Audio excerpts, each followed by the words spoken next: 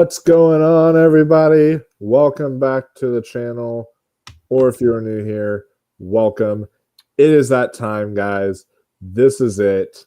For most of us, this is our good as gold final Oscar predictions here today that we are going to be giving you. We may, on our live stream tomorrow, may panic and say some very last minute things, but for the most part, this is our final predictions going through all 23 categories. So we're even going to talk about the shorts briefly and everything on what we think will win. So we are going through all 23 categories, what we think will win.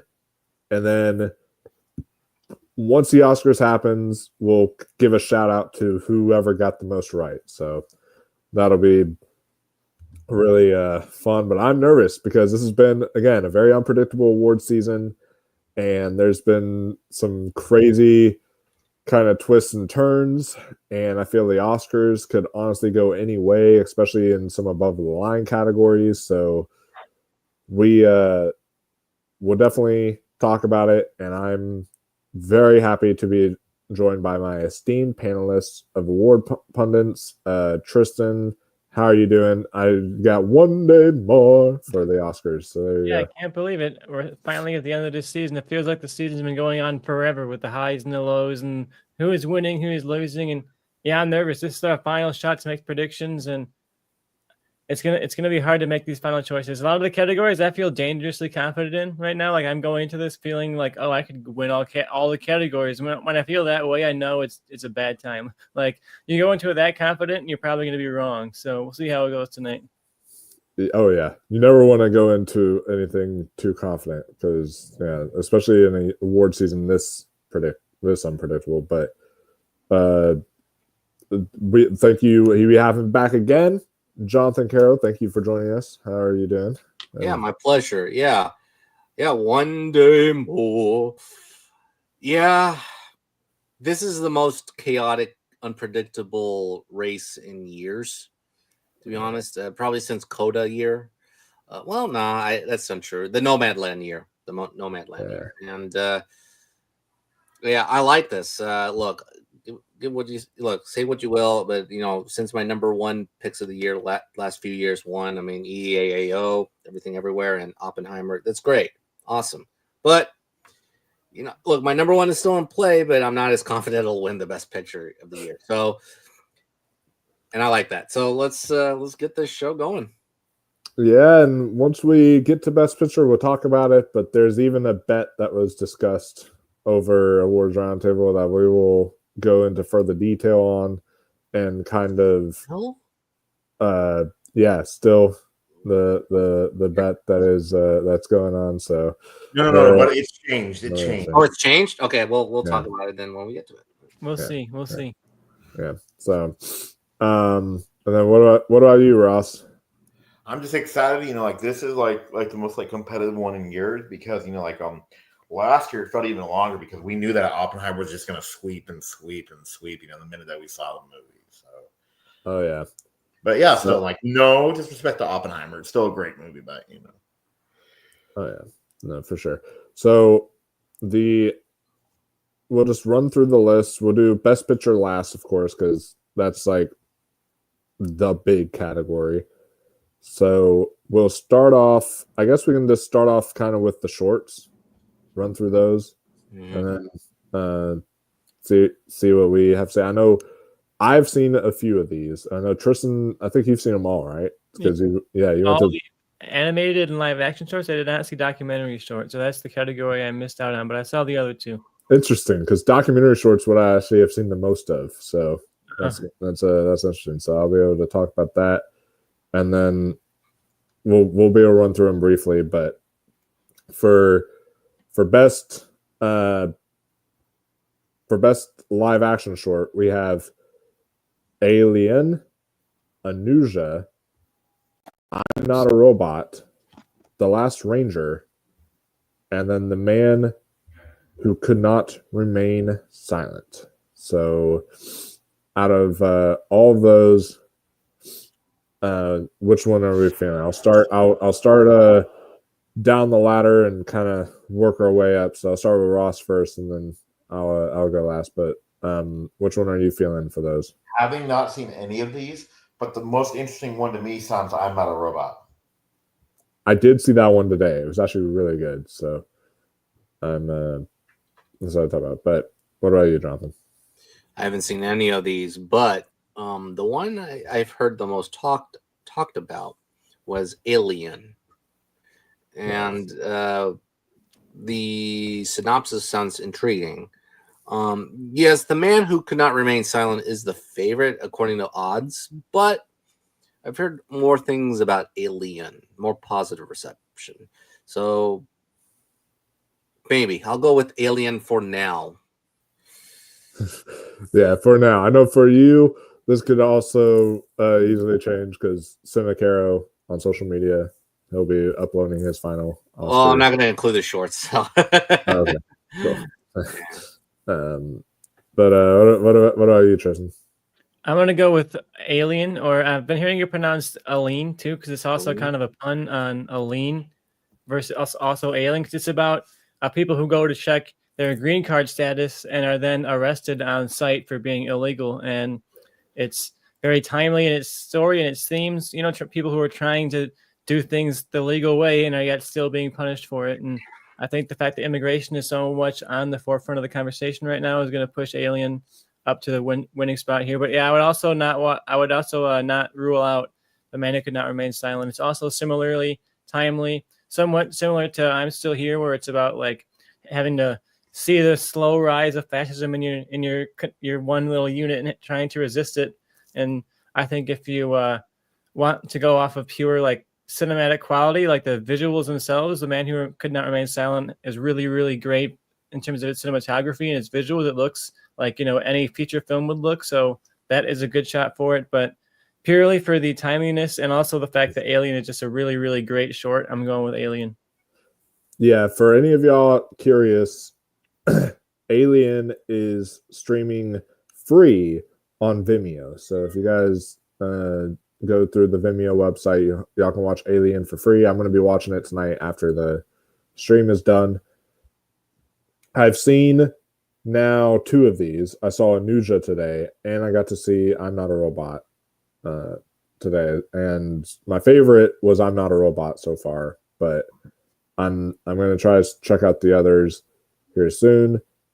But Alien, I think, is definitely going to win because of its timely subject matter. And correct me if I'm wrong, Tristan, but I was on a stream with someone who said that they actually show archival footage of like Trump or something at the end.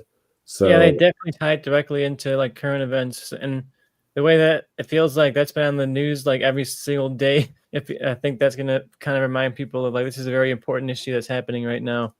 Yeah, so I think that that's going to win just for because it's going to be a very political Oscars regardless, and I feel like that is what's going to be one of the most political categories for sure. So Alien is our pick for best live action short.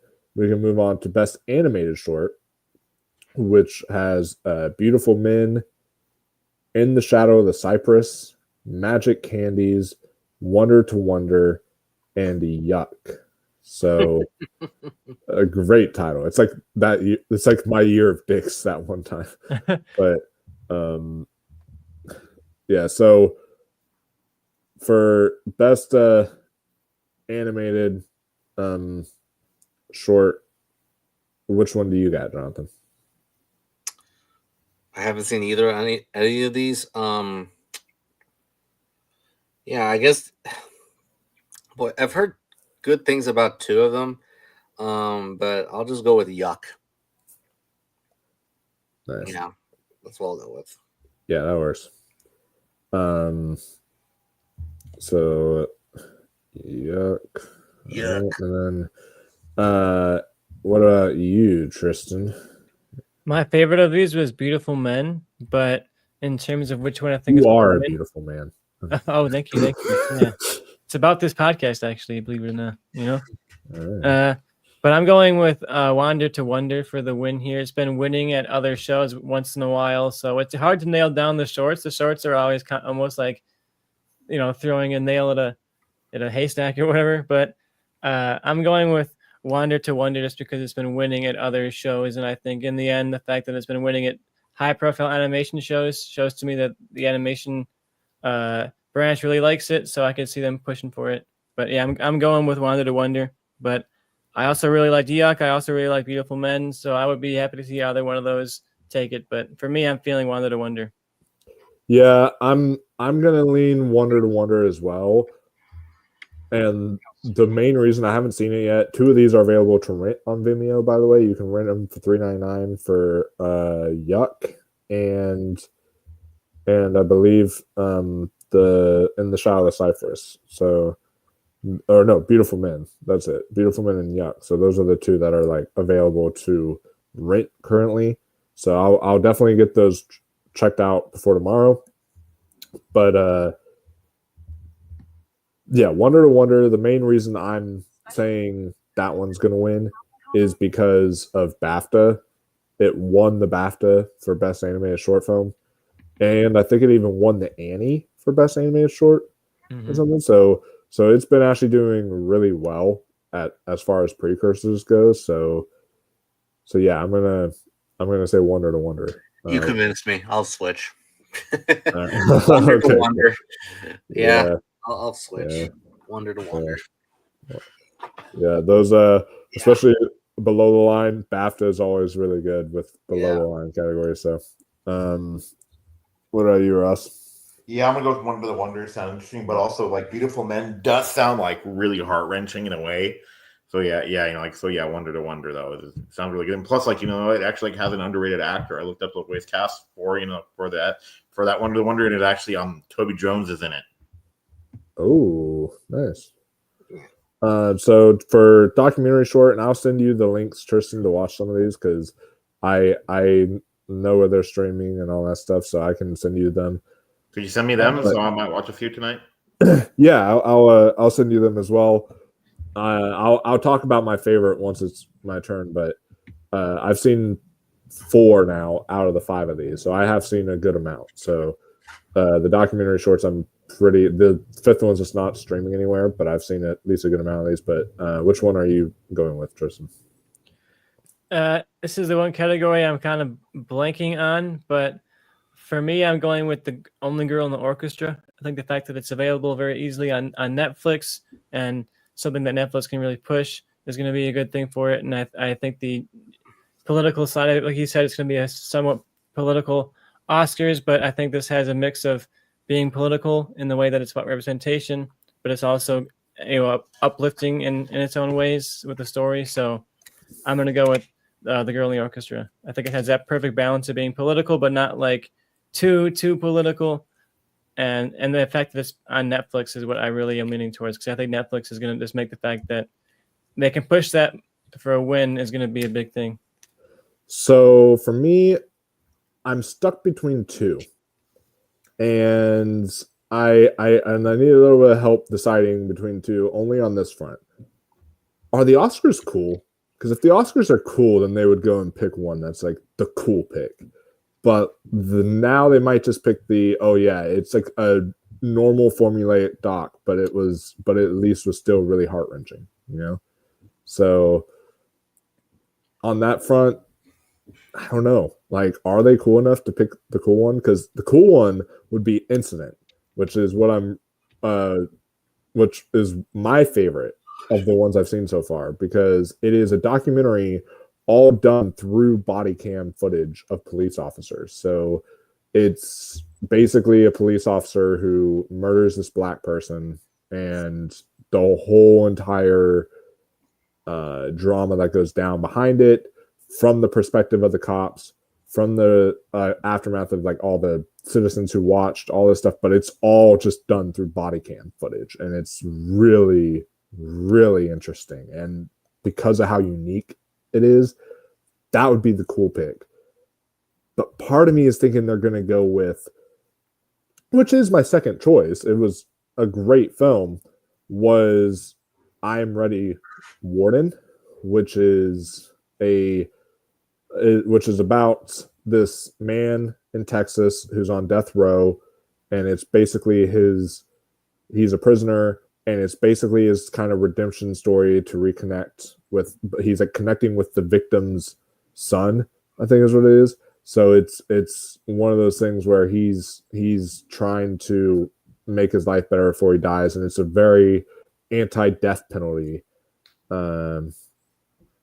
that documentary short. So I don't know. You know, I think I'm gonna stick with Incident, but that one I'm willing to change because I honestly think that the Oscars might not be cool enough for it.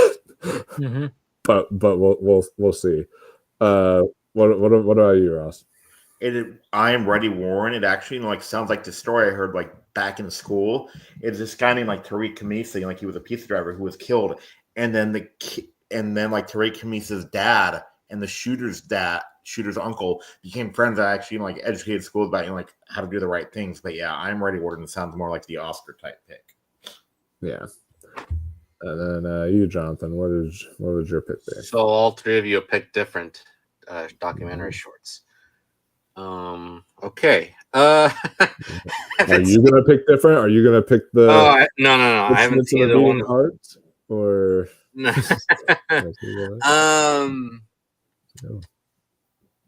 Okay. When you described Incident, you said it was from the point of view from the cops, right? Yeah. No, kind of. No. Like Kind of. when they're arresting people, like Yeah, like it's actual body cam footage of like police officers and all that type of stuff. So when I heard your description of it, I thought to myself, like, so basically it's like cops, but body cam style, you know? Yeah. So okay. So really it's between the warden and that orchestra short. I'm gonna go with I Am Ready, Warden. I have a feeling about that one, but boy, I could switch it up with the orchestra one. That one sounds intriguing to me too. That sounds sweet. Yeah, I watched it literally just before we got on here. It's really sweet. Yeah, for now I'm gonna go I Am Ready, Warden.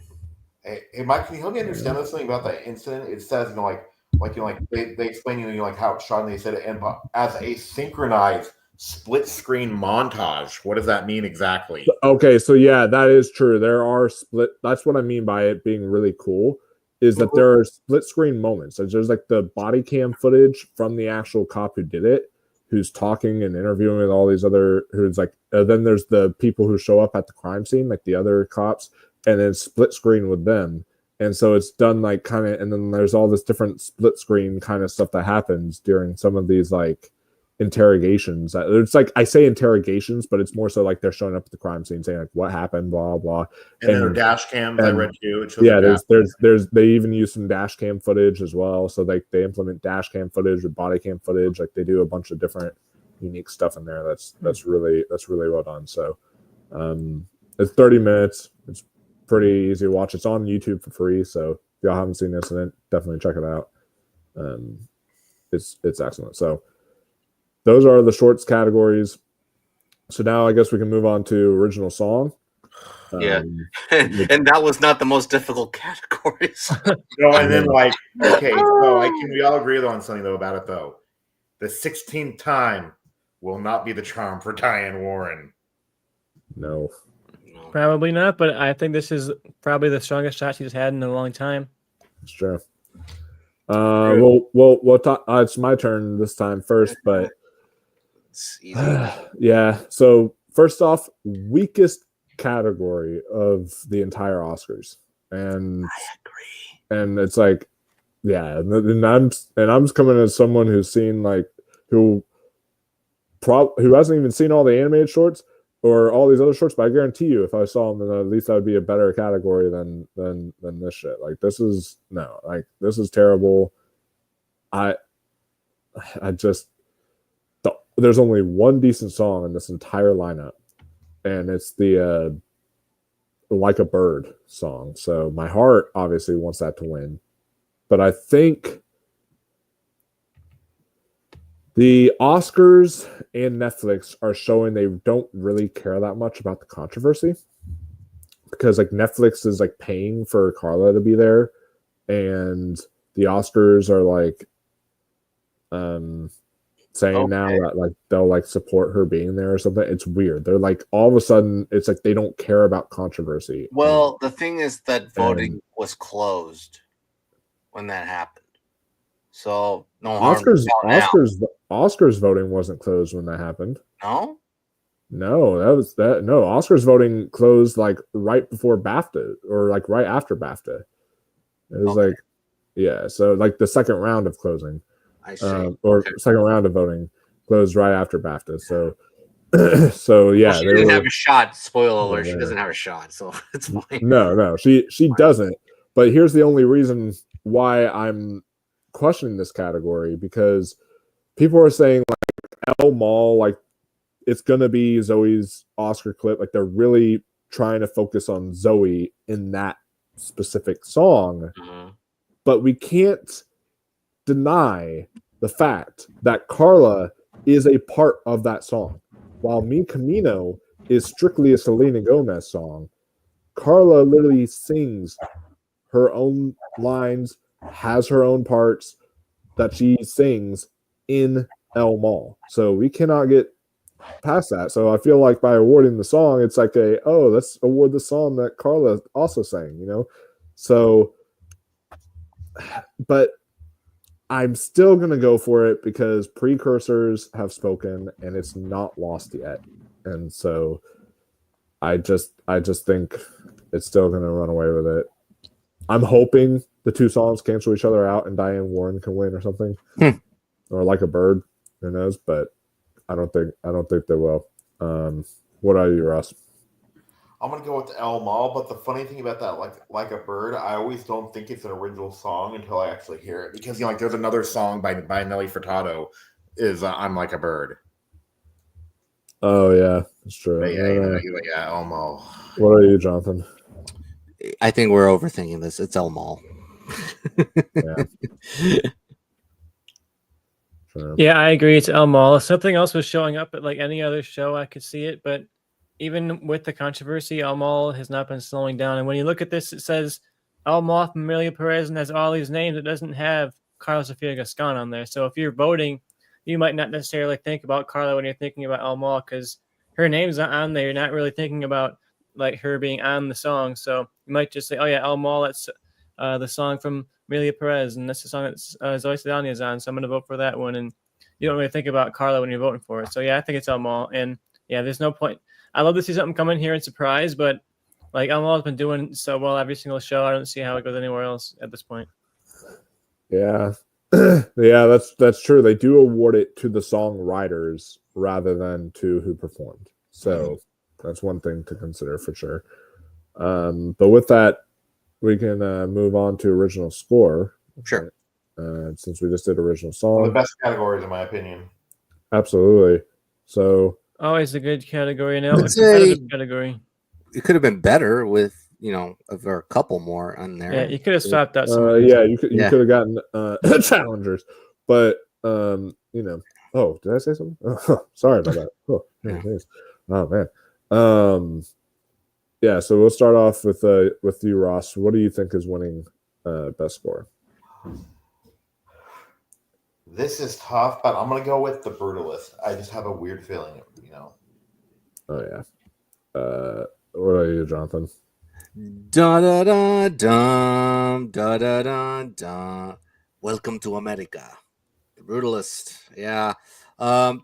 I've been listening to that score a few times, and it really stands out. It's really bombastic, and I love the Conclave score, yes, but he recently got the Oscar a few years ago for All Quiet on the Western Front, and but yeah, I think people will talk about The Brutalist a little more than Conclave, but The Brutalist will get this one for sure. I'm also feeling Brutalist. I think it has been doing well all year. It hasn't been necessarily sweeping, but it's been showing up all the time. Even when other, when Conclave wins Best Picture, they still get a score to Brutalist. So I feel like Brutalist is going to end up taking it. But I don't want to totally miscount Conclave, because like you said, they gave them to him previously, and they might not repeat, but I think it also shows that they're fans of this guy's work, right? And I think that shows they could lean this way, especially if on Sunday night they start to really love Conclave and we start seeing like Conclave overperforming. I could see this being one category where it maybe sneaks in, but at this point, the safest bet is Brutalist, and if you want to go for like an outsider, you go for Conclave, but there's no real reason to do that in this category. Brutalist is the safest bet here. Yeah. If I was a I'm not. This is kind of a joke though. If I lived in Germany, like how the whole like Brutalist is about the building of the buildings, right? Like architecture. Every single time that they would like there's a pyramid being built in Germany, but it's going to take over 1,158 years. Oh wow! You know why? Why? A single 6-ton concrete block is added every 10 years. Oh my god! But yeah, I play the Brutalist score. They did it. That is amazing. My pick is also the Brutalist, just because when you see the first, like, it won best original score in the first 5 minutes of the movie, and as soon as the opening of it happens with the Statue of Liberty, and there's like the dun dun dun, it opens wide, and the whole thing there, it's just it automatically creates a huge impact. Yeah, and you have an overture where you just and an intermission where you're just sitting there like listening to the score. It really kind of like brings you into the vibe. Just before it even starts, you're hearing the score and you're kind of like being enthralled into that world. So it'll be a great win. Yeah, I think. Yeah, so. And what's that word though? I don't know if the Brutals had it. I forget though, but like a lot of like older like epics like that had like the ENTRACTE was like right after Entract. This one didn't have it, did it? I don't remember. No. Okay. No, it was just simply intermission. But before we move on, it's very weird. So I've been seeing online that now it's released on digital. The intermission is only 1 minute long. Yep.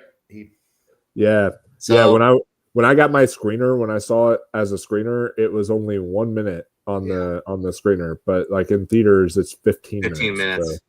So, which is perfect because you can get up, stretch, care of what you need to take care of, and then chat, maybe meet the love of your life, and then you can sit back down. Yeah, it was so funny though too. It's so funny. Speaking of throwback, though, like this movie actually has an actor who's a throwback that haven't been seen in a while for me. I mean, that Jonathan, the guy from The Mummy, Titanic, and then Jonathan Hyde. Yep, he's in it. Yeah. But yeah, if you want the 15-minute experience, you have to get it on physical media. Oh, okay, interesting. So, which is coming soon. Yeah, that's 4K is gonna look gorgeous. Oh yeah, I can't wait to pick that thing up. In the 24 store. Oh yeah. Let's move on. Speaking of films looking gorgeous, that's a good segue to us leading into cinematography. We can do that category next, and it's your turn this time, Jonathan. So yeah. This is a good lineup. Well, maybe except Amelia Perez, but no, this is a good lineup.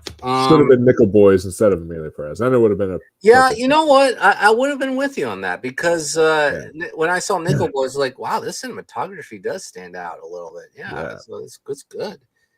Yeah, this would have been a great lineup if it were Nickel Boys. The Brutalist. Yeah, the Brutalist is going to win this one. Lowell Crawley. I mean, he won't. Well, he'll probably laugh when he gets up stage to accept it, but he deserves it. Yes, I love the look of Nosferatu and Dune Part 2. Greg Fraser already won for the first Dune, and Nosferatu. Yeah, I think really the Brutalist blows Nosferatu a little bit out of the water in competitive wise, but the Brutalist will take it. Okay. And then what about you, Tristan? Yeah, I agree with the Brutalist. I think it's just such a huge feat for that budget to accomplish such a gorgeous looking film, and those iconic visuals of the upside down Statue of Liberty and all those things, those are accomplished through the cinematography. So doing a lot with a little is such a good path for getting wins like this. So I think it's going to be Brutalist. It's very, very showy. people tend to think, it's cinematography is for the most cinematography, so they might want to go towards something like Dune that has such overt style. But The Brutalist has a lot of style, and especially in that second half, there's a lot of stylistic choices made that people are kind of overlooking, I think, when it comes to this category. But it's going to be The Brutalist. I think if Dune came out later on in the year, it would have a shot. But like by now, you look back and you kind of think, he just did like the same thing as the first movie, and that's not necessarily true. Like there's a lot of stuff in there that's unique, like the black and white-ish planet and stuff like that. I could see a direction where that movie won, but not going on a year since it came out. I think it's going to be Brutalist. Absolutely. Don't sleep on Maria, though. Maria's a gorgeous, gorgeous movie. It would be a huge surprise, but I feel like the fact that it showed up here and has won an award in this season, it could be that surprise that comes in. A really, really stunning movie. It could, he's never won, right? Ed Lockman. Yeah, Ed Lockman, but he's beloved. He's been nominated like several times. Oh, he shows up all the time. When you show up that much, I feel like it's inevitable. He's gonna be the Roger Deakins right now. Yeah, Ed Lockman. Yeah, for sure. Which, I mean, it's definitely number 2 because it won the American Society of Cinematographers. So the fact they gave that the award means that it's definitely could wind up being an upset. Yes, and I looked up his first nomination. I had to check if it was him. His first nomination is one of the most beautiful films I've ever seen, really. Which one? Far From Heaven. Oh, God, yeah. But I will say, if BAFTA maybe would have gone to something else, I would say differently. But because BAFTA is extremely good with below the line categories. They're almost never, like, rarely are they wrong on the below the line stuff. So because of that, I'm gonna go with The Brutalist because it won BAFTA. Simple as that. Also, they've been hyping the whole VistaVision thing up and all that, and making that a big part of the marketing. So I really think that that's going to play in its favor and help it get the victory. What about you, Ross? Okay, this is kind of a weird analogy, but it'll make sense. Okay, well, I knew nothing about film, right? And then if The Brutalist and then like Once Upon a Time in America, if you were to show me a double feature and say both these came out in the same year, I would believe you.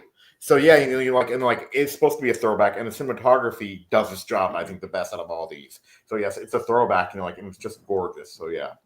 Yeah, if you didn't know anything about this movie at all, it's that they shot it on VistaVision. So I feel like that alone is going to give it that narrative, like you guys mentioned. That's what they're talking about. This whole campaign is the VistaVision. So I think that's going to push it over the edge too. Well, VistaVision is a very visual feast for the eyes, so that's a good segue to go into visual effects categories. So for best visual effects, Tristan, it's your turn first this time. And for best visual effects, you had Alien Romulus, Better Man, Dune Part 2, Kingdom of the Planet of the Apes, and Wicked. I think it's hard to bet against Dune here at this point. Like you mentioned, if you walk, Dune was a long time ago, but even a year later, you remember the visual effects, the jaw dropping, people jumping through the sky and all these different shots that stick with you. That's what is going to win Dune anything. It's going to be visual effects. But at the same time, I think you can't necessarily count out some of these sleepers. Like Kingdom of the Planet of the Apes has done pretty well this year. Better Man, really, really impressive effects, but nobody really saw the movie, So for me, it's got to be Dune. And the only way it goes Wicked is if like the Academy just suddenly decides they're like in love with Wicked and it starts winning editing and it starts winning supporting actress and they just like throw a Wicked party. It could get in here easily. But I don't know how anything beats Dune. Like Dune's just a visual splendor, and that's the one award it's going to win if it wins anything. Oh yeah, for sure. I am in full agreement that I think Dune Part 2 is going to win. Here's the thing, all right? I love the FYC crew. I love Scott Mantz. He was like hyping up on his final predictions that Kingdom Planet of the Apes was going to win, and I was there commenting, saying on their channel that look at history. All right. None of these Apes films win. Dawn of the Planet of the Apes lost to Interstellar. And then War for the Planet of the Apes, which by the way, changed my entire outlook on CGI. When I watched War for the Planet of the Apes, now I watch like almost any Marvel movie, any other kind of thing, and I'm like, oh, that's CGI. Oh, like I can definitely notice it, like almost any point because of how good War for the Planet of the Apes looked, and Blade Runner 2049 beat that. So Weta, it doesn't matter if Weta does it. Nobody really cares in the Academy branch. Like they don't care about that kind of stuff. All right, that's not what's important. Even if it had some of the best visual effects, like they were like, how did they get real monkeys to do that? That doesn't matter to them because they clearly don't like these films enough that even if what isn't a film in Best Picture, like a Blade Runner or like an Interstellar, they still will always lose to films that are against them in visual effects. So I think this is easily Dune Part 2. I don't even think there's a question. The fact people are even saying Kingdom of the Planet of the Apes as like a possible upset, get out of here. No. People just want to have like an outside opinion sometimes, you know? Yeah. Like, and I'm going to be having some outsider opinions on the show. So don't get me wrong. I'm going to have some weird ones once we get certain categories. But this is not one of those. This is like obvious for me personally. But how are you looking at this, Ross? Oh, Dune has this in the bag. And I'm like, I'm gonna maybe on Oscar if it wins, we should actually pay a tribute to it by showing that guy in the theater. You guys have seen the video? He actually created his own sandworm and he dressed up as Paul Atreides and he was literally riding it around in the theater. That is so cool. Yeah. I'm like, yeah. So I would love to see that at like a Comic-Con one day. Yeah, Dune Part 2 though, should win. And it probably will win, but I feel like all these are pretty good effects. Trying to look up, because there's been some weird upsets. Like it with the visual effects. I remember, I think it was in 2015. Star Wars and Mad Max were both nominated for visual effects, but guess what won? Ex Machina. Ex Machina. Yeah. That was great though. Yeah. That was an inspired pick because I was sitting there being like, oh great, it's gonna be Mad Max Fury Road again, and then it turned out because it was sweeping that day, and I was like, "Oh, great! It's going to be Mad Max Fury Road again." And then it turned out to be Ex Machina. I was like, "Whoa, what?" I remember just being completely shocked. It was really cool. But and again, I'm not knocking the effects on Kingdom of the Planet of the Apes. They had great effects. I'm just trying to admit the facts.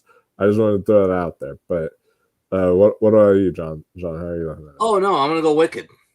No, of course, I'm going to go Dune Part 2. Yeah, Dune Part 2, yeah. When they are flying in the first 10 minutes, that did not look like CGI at all. That looked seamless. But what about where Alphaba's flying? Come on. No, I believe that they're actually flying in Dune Part 2. And then obviously the worm ride, that was probably one of the best visual scenes I've ever seen. Yeah, Dune Part 2 easily takes the win. Against 3 ape movies and Alien Romulus. Yeah. In 2008 for 2007, right? That had one of the biggest upsets, like I said, of all time for visual effects. Transformers lost the award. To what? Golden Compass. Oh, yeah, that's weird. Yeah, I don't really? know. Also Pirates of the Caribbean at World's End also. Boy, I don't remember that one much. Oh, man. But you know what else Dune has great amounts of? It has great amounts of sound. So that's a good segue to discuss best sound category. And the nominees are Complete Unknown, Dune Part 2, Amelia Perez, and then Gladiator. No. Not Gladiator. Wild Robot and Wicked. My man. I was looking at another category right beside because I'm also looking at my phone. But this one's actually kind of a toss-up a bit. I feel like we can actually have a discussion here because while BAFTA gave the award to Dune Part 2, and that is something that is important. It won a major televised award. I think the actual American Society of Sound like gave it to A Complete Unknown. So that's, and I think A Complete Unknown has won somewhere else as well. So A Complete Unknown has won like 2 guilds, and Dune Part 2 has won sound at the BAFTAs. So this could lean any way really between those two. It's definitely a 2-horse race, but I'm still leaning Dune Part 2 because when you see the sandworm sequence, that just completely like your whole chair is practically shaking. Yeah, it's vibrating. Like it's insane, just the amounts of sound that are in it. And that's kind of what this category is sometimes, is what is the most sound, not necessarily what is the best sound all the time, even though it has incredible sound. That's not me knocking it. But like, that's what I'm saying is sometimes I'll give like what is the most sound. And the most sound out of this entire category is Dune Part 2. So I'm still going to lean with that. But A Complete Unknown could upset because of the whole concert aspect. But what are you feeling, Ross? Gonna go with Dune Part 2, but A Complete, all these I wouldn't be mad if they won, except for Amelia Perez. I don't hear, but like you gotta admit though, even though if you're not really a fan of the film, Wicked, especially like when she sings, like Watch the Western Skies, that was amazing sound. You got it. That's true. Yeah, but yeah, like A Complete Unknown, I like the sound, but I don't really remember it. So yeah, Dune Part 2, I remember the sound. Even the sound of the mines flying. Oh yeah. And then when when Austin Butler kills all those guys, it sounds like like the sound of paper being cut. Like yeah. That's a great one. What about you, Jonathan? Yeah. So no, it makes sense for that. A potential race would ensue between Dune Part 2 and A Complete Unknown, given the footage of the concert. The concert sounds when both Bob Dylan and Joan Baez are singing, performing the concert. I mean, it feels like you're with them. But I'm going to go Dune Part 2 because of actually, you pointed out the scene I was going to point out, the gladiator scene with the Fade Rautha fighting these guys, the 3. No. I thought about inside the room. Remember, he's inside the room, and then he kills the people. One of the servants. Yeah. Yes. Yeah. Okay. Okay. All right. Interesting scene. Actually, yeah, that was pretty good sound. So yeah, I'm gonna go Dune Part 2. Nice. Yeah, that might be another sweep in this category. Let's see. How are you feeling, Tristan? Yeah, I want to go for some kind of outsider shot, but in the end, the safest bet is where you want to go once you get to the final predictions. You don't want to vote by your heart. You want to vote by what seems like the safest bet. And Dune Part 2 just seems like the safest bet for both sound and visual effects. I think those are its 2 and only wins. And I think that's what you walk out of Dune remembering is how it looked and how it sounded. Do you remember the seat shaking you, and you remember the Dolby seat exploding right next to you, and the warm ride. IMAX was so loud I felt like the theater was shaking, and all of those things, and just being almost deafened by the sandworm sequence. Those are the scenes you remember. Yeah. But what you also remember is Defying Gravity and Popular. I think Wicked is probably the actual second shot here.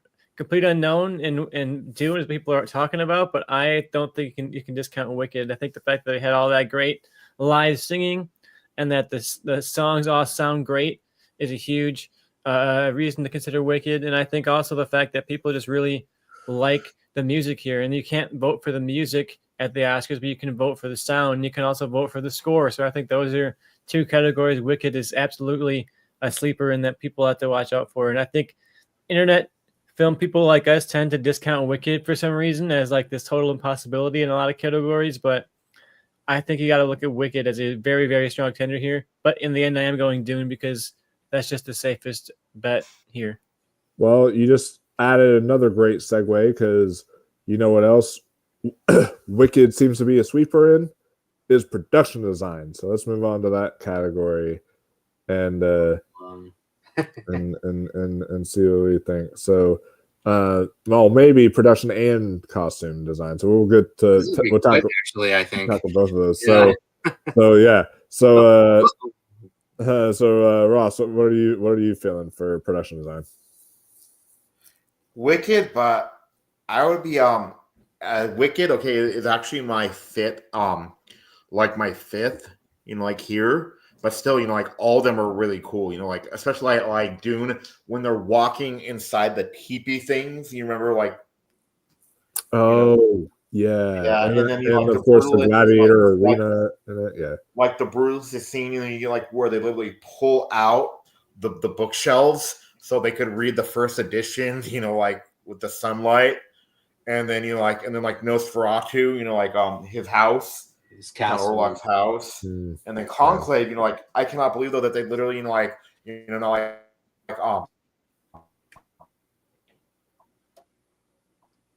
Ashley was going to be here tomorrow. Like that story is that like they actually went to the Vatican and someone had pulled out her phone and then they were kicked out. A person was kicked out of the Vatican because literally they just went like this. Oh my god. Yeah, they made you really believe you were in the Vatican for sure. Jonathan, what do you have for production design?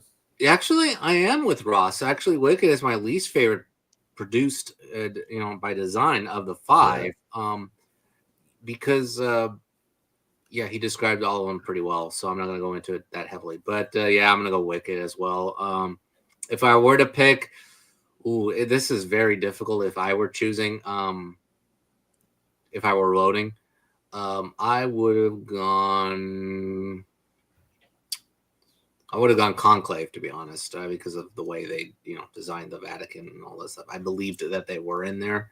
So, I would have gone Conclave. But my choice for the Academy to vote is Wicked. And plus, like, that the flowers thing is pretty damn impressive, though. That is. The fact they planted 9 million flowers is, like, insane. So, what are you thinking, Tristan? Yeah, I'm also going Wicked. I think if any category is locked this year, it's this one. Wicked's got it. It has so many little narratives within it, like the tulips and all that stuff, and it brought a world we all know so well to life. And it didn't just directly replicate Wizard of Oz to the T. It made it its own world, but still recognizable as Oz. So I think it's winning production design. And next year is probably going to win again. So keep your ballot clean for next year too. Very true. Part of me wants to do an upset and say that that the Brutalist is going to take it because it's literally about production design. That's literally what it's about. And so you think production designers would go crazy over it. But I just think Wicked, they're going to need to award it someplace. And we have seen in the past where production design and costume design usually, sometimes most of the time they're together as far as wins go, but we have seen it in the past where they'll split, and they'll be like two different films winning, like one will win costumes, one will win production. I don't know if it'll be the same way again, but for now, just to be safe, I'll go with Wicked. Yeah. So another sweep. I always going to do it on us too. Technically, this is the first time in like so many years that a costume drama isn't really in here. Yeah, that's true. Then we got costume design. Speaking of costume, easy. Which is, another easy one. Just to fly through, are we all saying Wicked? Yeah. Okay. Yeah. So no contest. Yeah, so that works. Like you can literally buy the toy costumes for the little girls in Walmart. Oh yeah. I didn't know that, but yeah. So now we can move on to, I guess best editing. I guess we can do next as our. If you guys are curious, what I have on the screen right now is Gold Derby's ranking and odds. So if you're interested in where Gold Derby has everything, it's on the screen right now. Yeah, this is a day old, I think, right? Like, or less than that. Yeah, not at all. And Or it's their actually- final. It's their final predictions. So Yeah. this is it from them. We're actually let's switch it up. Let's do best makeup and hairstyling, just because that's another. Oh quick yeah, one. we forgot about. Well, this will be easy too. yeah. Anyone got anything else out the substance? No. No. I don't think so. No. That would be one of the most like insane upsets maybe ever. I think it's the most predictable category of the night. Yeah, easily, for me so. What do you think is second though? I hope I would Two, go three with are Different always Man. Yeah, I think A Different Man might be second, honestly. I think it's either between A Different Man and Nosferatu. Actually, Okay, Yeah, that's fair. that's Fair right. enough. Gold Derby has number 2 as Wicked. Hmm. But yeah, if they love Wicked enough, I mean, it is in Best Picture. I mean, In the end, though, it's not even worth considering because there's not going to be anything No. of the substance. no, That's the no. substance. I've been seeing people trying to still say, "Oh, but it's horror," and I'm like, okay, they've Fly won. literally awarded horror. Yeah. For example, The Fly past. won. Yeah. So and technically, like and American Werewolf in London, like. and then like literally not horror though, but it's kind of like horror adjacent in a way. The Elephant Man was the reason that best makeup was created, because like it didn't win anything, like and they realized like, oh, we got to award makeup because this is actually really amazing. Yeah, it is horror adjacent though. It is sort of. So now we can move on to best editing. I'm up first. Then. Oof. Yeah, you're up first. And this one actually is a fight this time. Yeah, this was kind of a fight. Yeah. A little bit. Yeah, because people are hard stance on Conclave, but then there's some people say Anora because of the pacing. And it's really well paced. You can make a case for The Brutalist. I mean, some people like it, the number ones, but there are a few people out there like, the second half. Emilia Perez and Wicked, whatever. But I'm gonna go with Conclave because of the suspenseful aspect throughout the editing process. With the Cardinals, trying to figure out what's the hidden secrets behind every other candidate, and also thanks to the score, it just moves really well. I mean, it could have been another boring movie, but it was not. It was actually a very juicy political thriller. So I'm gonna go Conclave here. And what are you, Tristan? I'm also gonna go with Conclave. I think Anora has the second best shot here, especially because that's very easily the front runner for picture, and they tend to go hand in hand a lot of the times. So I could see Anora absolutely getting it, but to me, Anora has a bit of a pacing issue, especially like in the middle, and I think that comes down to the edit. Whereas Conclave, I think, is just extremely tight. Every second of the movie is engaging, and it's not my favorite nomination not my favorite of the 10 nominees, but it's a very, very well put together thriller that like hangs on the edit and the score. And I think they definitely are going to be giving the edit to Conclave, especially because I think Conclave is probably number 2 in most people's eyes in terms of the best picture run. So I think Conclave is a front runner for picture and really well put together thriller. So yeah, I'm going with Conclave. Although Anora, I think, does have a shot. I don't think it has a huge shot. Unless they just really love Anora and they start giving it all kinds of stuff, Sure. That's where I think it has a shot. Oh yeah. Yeah, I want to point out that Conclave is the only film editing wise in this category that doesn't have controversy, because Emilia Perez has it's too much editing. Then the Brutalist is it's way too long, and then Wicked was could have used a little bit more editing, and then Anora, I've also heard people say way too long. That movie didn't need to be 2 hours and 20 minutes.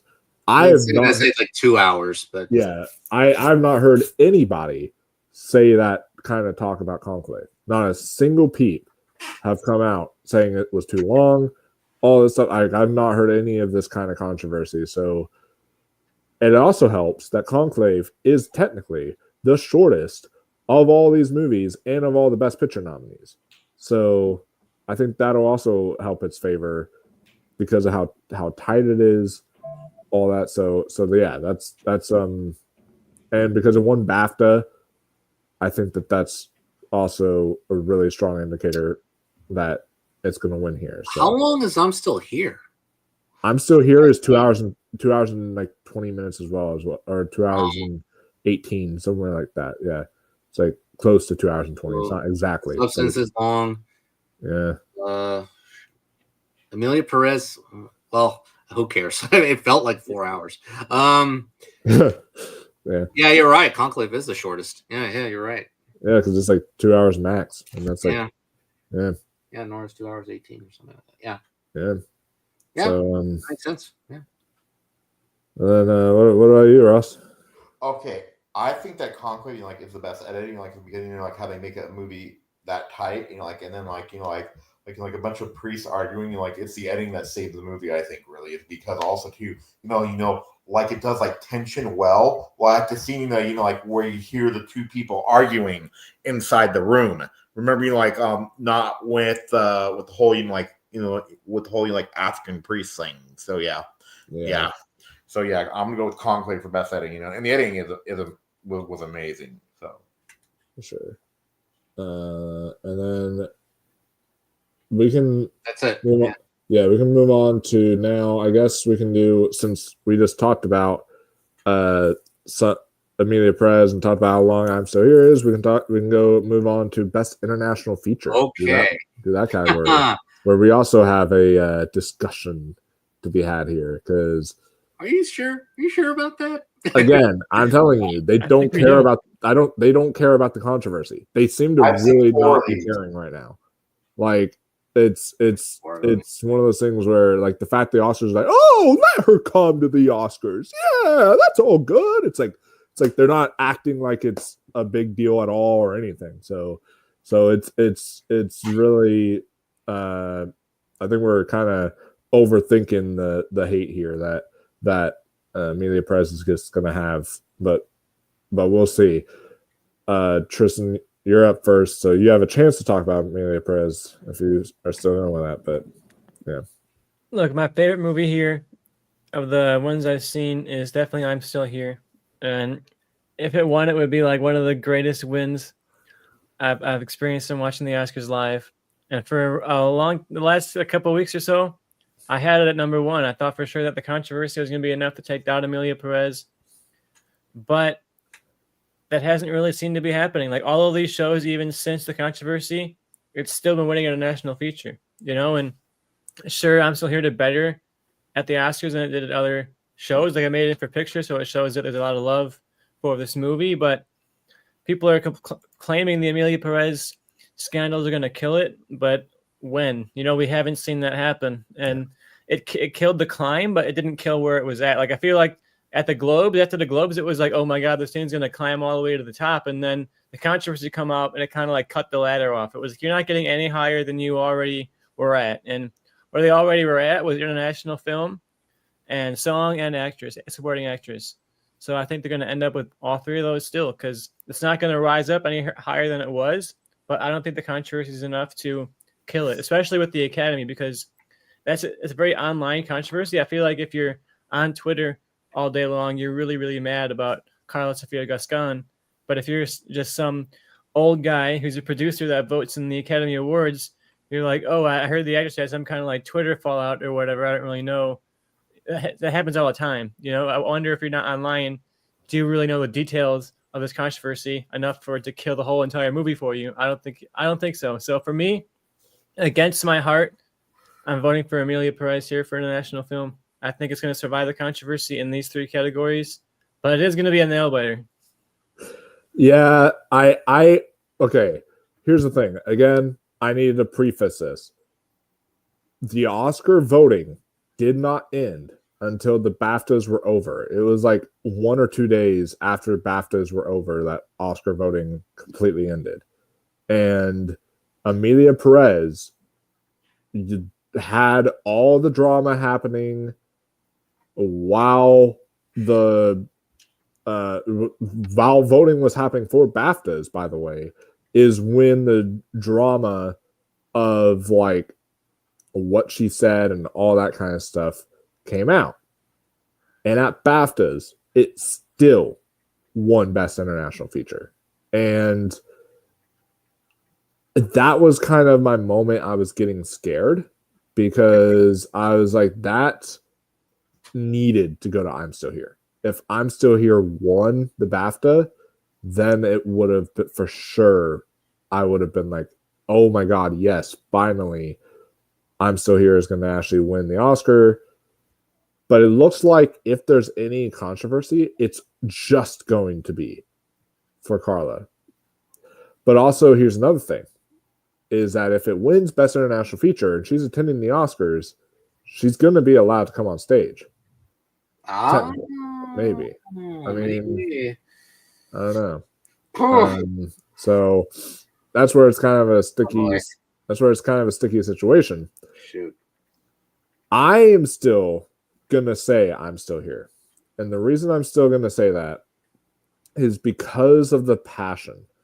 I feel like, you know, the Oscars clearly, this is where like the Globes voters were that, you know, gave it to Fernando Torres and all that stuff. Like, this is some of those type of people right here who gave it freaking 3 huge categories at the Oscars. Like, they loved it. This apparently, I've heard that like 27 or like it was like somewhere between 22 to 27, I forget the number, percent of the Academy voters are Brazilian. So That's that definitely, so like that helps because apparently it's it's like that's gonna play a big factor into it because Brazil is like jizzing all over this movie. Basically. They say how this is like the biggest thing to happen for Brazil. Over here, kids. Exactly. I know, right? Not for kids. Not safe for work yet. But yeah, I'm still gonna lean I'm Still Here just because of the hype it's beginning from Brazil and the fact that some of the Brazilian voters of the Academy I still feel could push it through. Because here's the thing. BAFTAs, that's focused on Brits, you know, and British people voting and all this kind of stuff. While with the Academy, you get all sorts of different kind of international. Yeah, you get different points of view. So, from yeah, all over the world. Yeah. Yeah. So, what about you, Ross? I've seen 4 of these so far, and like 3 of them are pretty bleak. But yeah, I'm gonna go with I'm Still Here. You know, like, but I did watch The Girl with the Needle, and man, you want to talk about a great movie, but a movie that I'll never watch again. Yeah, it's a rough one. What are you, Jonathan? You forgot to add something to I'm Still Here. I think it's really the timing, where it was most people, the public was having access to I'm Still Here, and the public reception was pretty strong as well.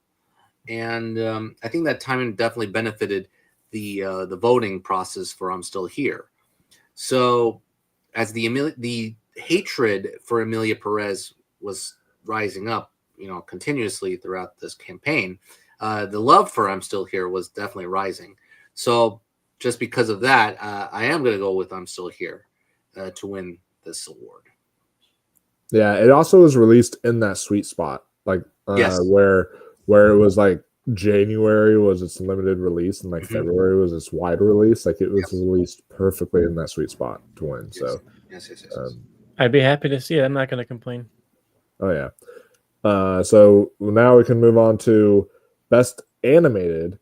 Since we talked about Best International, we can talk about Best Animated Feature, which is interesting. And the reason why I wanted to talk about this one next is I'm doing it. You're gonna do it?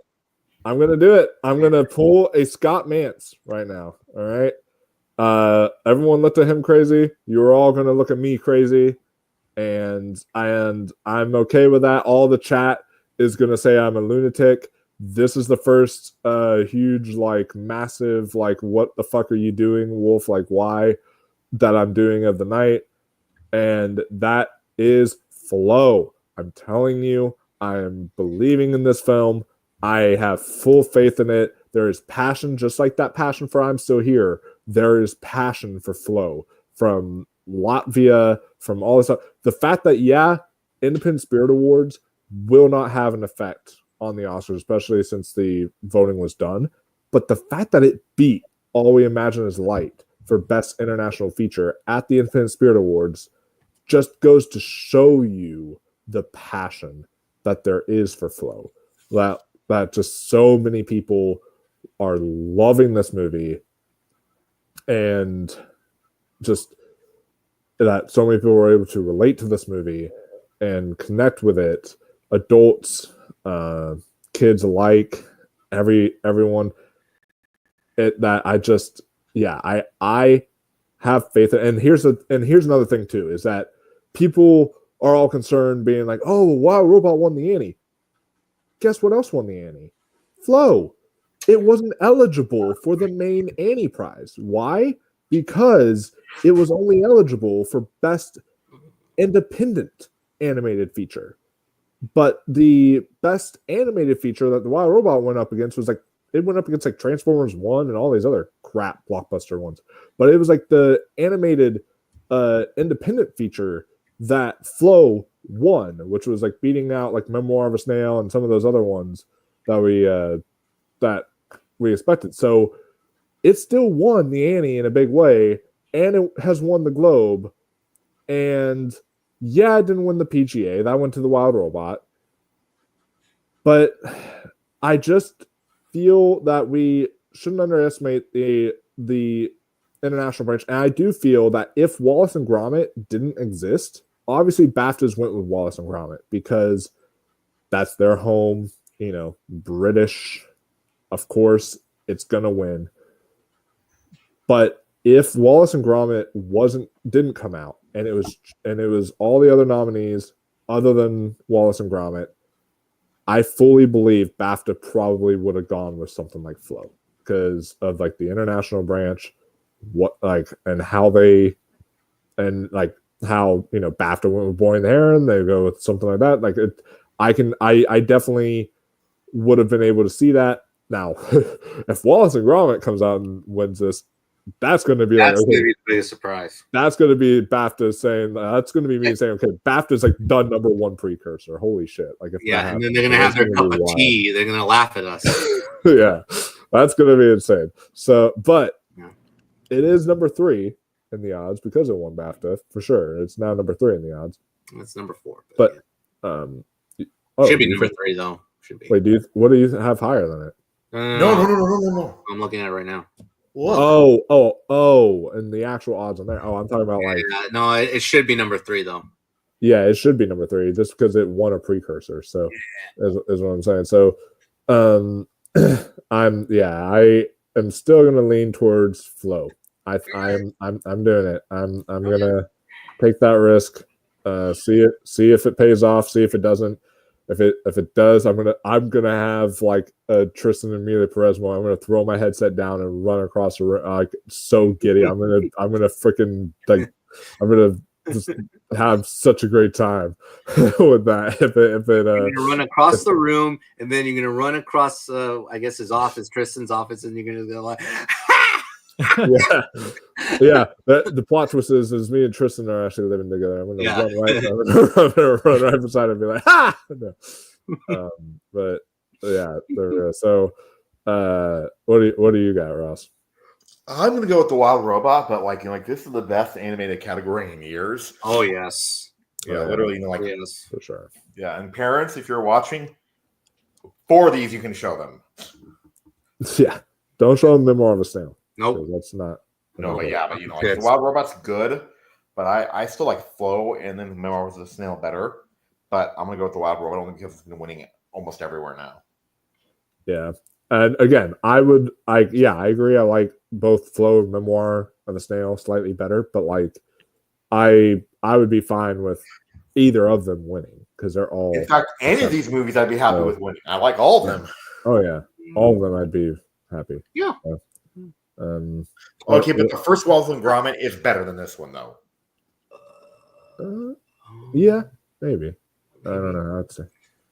You never saw the first one, though, did you, Mike? Okay. I just recently did.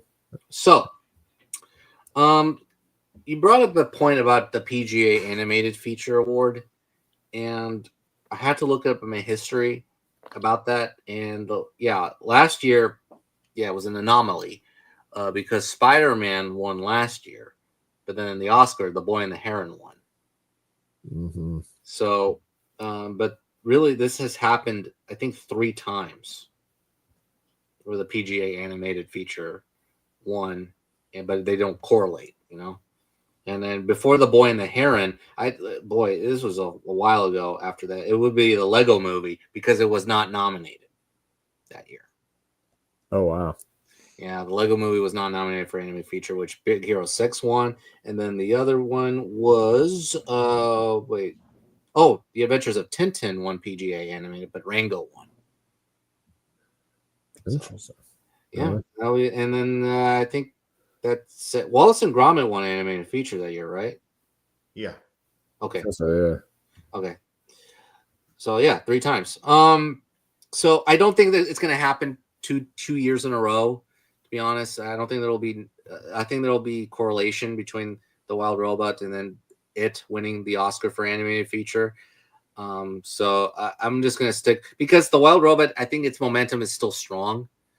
People can access to that movie now with the and Peacock, but then Flow did it as well on Max.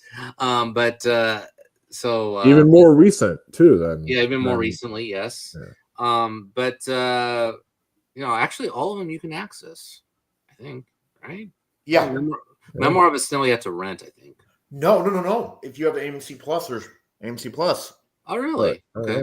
Yeah. Cool. Okay, but I think the momentum has been really strong as of late. I thought The Wild Robot was gonna, go down, but no, not really. I think it's definitely really maintained momentum for sure. Strong momentum. I think it's a little closer than people think, but I'm gonna go with The Wild Robot. All right. Yeah. I think it's really close too. I think it's definitely close to a race for sure. What do you think, Tristan? I'm also going Wild Robot, and the reason for me is I look at the history of the award here at the Academy for Animated Feature, and they pretty much always go for like the most mainstream possible option. Always a big studio movie, and the only time they haven't gone for something that was not a big studio movie was like Miyazaki when he did Spirited Away, and that won in 2002, and that was the only time they haven't done a major studio movie to win all the way until last year with Boy and the Heron. Yeah. So unless this movie is Miyazaki level great, I just don't see them going and breaking that chain. And as much as I love Flow, like it doesn't come with the same weight as like a late career Miyazaki that could have been his last movie. And I don't think Flow has that level. It's a lot of hype and a lot of talk, but in the end, I just think that Wild Robot is more in line with what the Academy goes for every single time. And I think they're going to go for that. I think the visual language of Flow is great, but I think there might be at least a small, tiny subset of people who are like, oh yeah, I didn't like that one because they didn't talk or something like that. And I've heard like a lot of the voters will just watch them with their kids and have the kids pick which one they like the most. And I could see kids being like, oh, I like the one with the talking robot and the animals more than the one where they don't talk. I've been hearing that too. I can see that happening. I've been hearing that too. Here's another thing too is I feel like the older people in the Academy are probably going to gravitate more towards something like a Flow because they're probably going to watch something like The Wild Robot and think it's for kids, while something like Flow they're going to be kids like, oh, well, this is they can, but it's one of those things where it's almost it's a lot like a Pixar kind of thing where it's like where you get like Up, the first 10 minutes are like devastating and all that stuff, and it could be something along those lines when it comes to Academy voters, or WALL-E, or WALL-E or something. Yeah. But I will say, Tristan brings up a good point because I remember in 2019, Toy Story 4 was actually slipping for a while, and there was like I think. There was like BAFTA gave it to like Klaus or something, and then there was like and then another award show gave it to to some other anime, like Golden Globe gave it to like Missing Link and all that, and so it started to be like, okay, what's happening? Like, is Toy Story 4 going to win this? Like, this is starting to get scary now. Like, it might lose, and then it turned out to be Toy Story 4. So yeah, it reminds me of 2021 when he had Flea, this really ambitious and creative movie that was kind of hybriding genres, and everyone was so excited for it. Everybody online was saying, "Oh, it's the best thing ever made in the history of animation," and then ended up losing it to Encanto, a very mainstream, very normal, very child-friendly movie. That's a good point. mm-hmm. Yeah, it did. I will say it did make history. Flea, though, by being the first animated film to be in documentary and animated feature. Mm-hmm. So that was still a big historic moment for it. But yeah, so I kind of expected this. So I kind of expected we won't have a sweep for this one. So I know how passionate you are about Flow. I mean, we'll see. I have the right to reserve it in like the last 10 minutes before we start our stream or whatever. If I decide I want to. But for now, I'm going to stay passionate. But it's not going to be the biggest. That's not even the biggest surprise. Probably I'm going with. There's going to be some other ones. We can move on to this other category here. We haven't gone to this yet, have we? Yeah, documentary feature. Yeah. So, yeah, documentary. So this one should be interesting. And I went first last time. So Ross, it's your turn this time. What are you feeling? I'm actually gonna go against the grain. I'm gonna put Porcelain War is gonna win. Shit, I was gonna say that too. Yeah. All right. Well, then that's so. So is that what you're going with then, Jonathan? Is Porcelain? Yep, because you said it before. I mean, it's a politically charged time right now, and we're not going to go into it that deeply, but it was like no other land, no other land, no other land, no other land, just sweeping the awards. But then lately, because of these politically charged times, there's news about like Palestinians, and then also recent news about Ukraine. And that type of news was really strong and perfectly timed, basically, because that took place during the voting process. Yeah. So that could influence Academy members, especially older ones, to switch their minds about their political influences in their head, and be passionate about the situation regarding Ukraine. So you know what? For now, I'm actually going to be against the grain on this one as well. I'm going to go with Ross. I'm going to go Porcelain War. All right, we'll see if that sticks. A Ukraine doc versus a Palestine doc. Yeah. Well, Palestine/Israel. That's it. Sure, It does combine the two, so it's not True. it's not necessarily one-sided because it's about a friendship that. Also, one more question. Who has access to Porcelain War? So I'd have to see if it's renting anywhere. I had screener access for it whenever I was able to watch it, but I don't know if it's like now on VOD or anything. I'll double check that for you. So it's kind of the same situation with No Other Land then, kind of. Yeah. Okay. All right. Apparently it's on Prime. I'll check right now though. All right, Tristan. Yeah, I'm struggling with this category because, like you said, No Other Land for a long time was sweeping every single show, and it seemed like it was going to be the obvious category of the year. But then Superman started winning a lot, and I feel like if Superman was here, it probably would win this category because it just seems like it has that little bit of momentum to it. But here's my thought process on it, because I haven't totally made up my mind yet. No Other Land is very much a timely documentary, very much a message-focused documentary, and that tends to be what the documentary branch leans towards when they nominate stuff.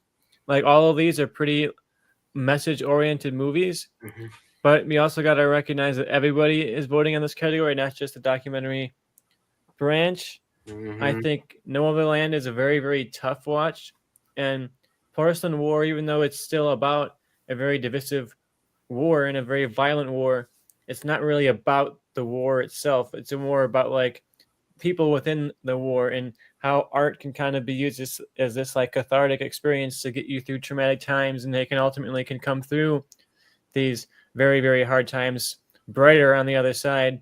And I think maybe the optimism of that movie compared to the just kind of like harsh reality of No Other Land may end up pushing Porcelain War over, but I'm going to stick with a safe bet right now. I think it's going to be No Other Land. I think people who are trying to bet against No Other Land are somewhat like doom dicting or whatever they want to call it, you know, where it's like they're rushing to the worst possible conclusion just because like a handful of shows didn't go one way. But in the end, I think it's going to be No Other Land, even if it's just because it's a divisive issue. But I think Hollywood as a unit has a side, and they're going to want to like project their side a little bit. Yeah, and while I do agree that the Palestine and Israel kind of war is more divisive right now, currently, I would honestly say the Russian-Ukraine one is starting to divide people, because there's been some news coming out from both ends that are starting to say like, oh well, maybe Ukraine was kind of in the wrong on this aspect, and maybe Russia was in the wrong on this aspect, and there's like all this different kind of news coming out about both sides. So honestly, I feel like it's kind of tomato here. It's like the same. Yeah. It's kind of the same kind of thing, because you look at No Other Land and you're like, oh well, the same people are talking about it as they are Ukraine and Russia, where you have people now who can understand where Russia came from. There's people who now understand why Ukraine is acting the way they are, and there are people probably within Hollywood who are following these stories and believe and are have those two different sides to it. And then with No Other Land, it's the same thing of, you know, there's your Free Palestine people in Hollywood who tweet Free Palestine, Free Palestine, Free Palestine. There's all those people there. And then there's your people who are pro Israel, who are, you know, Jewish, who, you know, decide to vote on these things. So there are those kind of differences, but I'm still going to lean No Other Land, because another thing to point out is people who watch the doc, and yeah, there might be people who say, oh, I'm not even going to watch it because of subject matter. Well, they might say the same thing about Ukraine and Russia. They might be like, well, I don't want to see another doc like that, you know? And why I'm leaning towards No Other Land is, at the end of the day, it's still a story about camaraderie and friendship, because what it's about is the two sides coming together. It's about an Israeli journalist teaming up with a Palestinian activist, and they're you know, growing this friendship together, and that community and build is what I feel will help gravitate people towards still voting No Other Land. And what are we now saying? Porcelain War is the front runner because it won DGA, like a Directors Guild Award. Like, I don't know about that. Like No Other Land has won other precursors that I feel are bigger, like IDA, International Documentary Association, and such like that. I feel are bigger than, for docs especially, than DGA. And I mean, yeah, they snubbed the front runner again, like they usually do, because Christopher Reeve winning PGA, winning Critics' Choice documentary awards, and others, like, it would have won, but I think all signs are still pointing to No Other Land. So we're split 2-2 on that one, because I'm also leaning No Other Land. So we want to try to tackle the screenplay categories. I was gonna say, like, are we done with the others? Like, I think We're going to screenplay. Yeah. That's nice. Here we go. So which one do y'all want to do first? Let's do adapted. because you can get that out of the way. Much it's, easier. Yeah, it's easiest. It's easier. There's no like original has actually some It's some weight to discussion. it. So, Conclave. Yeah, Conclave. Conclave, and then I think we're all going to say Conclave, right? Yeah. Yeah. There are people who I have seen saying because Nickel Boys won WGA. There are people online saying, "Oh, Nickel Boys is now going to win adapted screenplay." I'm like, guys, Conclave wasn't even nominated for WGA. It wasn't eligible because he was also, and this is one of the few categories too where like I actually would put A Complete Unknown fifth, only because it's not a screenplay movie really at all. Oh, I actually agree. Actually, I would agree. Yeah. Or Perez had a better screenplay. I know I'm voting for Conclave, but or as known as. Yep. Yes. Put the vote in. Put the Oh vote in. man. They have to do a joke. They have to do a joke with like Conan where he comes out dressed as a cardinal. And he's like putting in his vote in a box or something like that. He has a paper and he's putting in his vote for a category in a box or something like that. Would just be amazing. All right. So original screenplay. This one we might feel we might be different on a few stuff. Who's first, Ross or me? Let's see. Last time it's you this time because last time it was. Okay. September 5, no chance. Brutalized, a hair. Let's go with a hair of chance. It's really a 3-horse race. It's a 3-horse race. I would put A Real Pain third actually, because the reason why, and this is the only reason, it's not nominated for Best Picture. Yeah. So, unfortunately, I don't think Jesse Eisenberg is going to go up on that stage. I will be actually very happy, but no. The Substance has gotten a little more love in this category than I anticipated. For its sheer, bold swing at this topic about beauty standards and also Hollywood itself. So that aspect could actually influence some voters to vote for The Substance as well. But in comparison to Anora, The Substance is a little more visual and Anora is more talkative. But the construction of the screenplay is quite brilliant because you have two love stories if you think about it. Versus you have the obvious fairy tale love story that is reminiscent of Pretty Woman, of course. But then the second one is that subtle romance, not like it's not in your face, but that subtle romance between Anora and Igor, but from the point of view of Igor, you see, because Anora is basically is stunned. She's in confusion during this whole chaos to find what's his name again? Vanya. Thank you. Vanya, yeah. To find Vanya. You see, she's in stunned confusion. She's kind of confused. She's angry.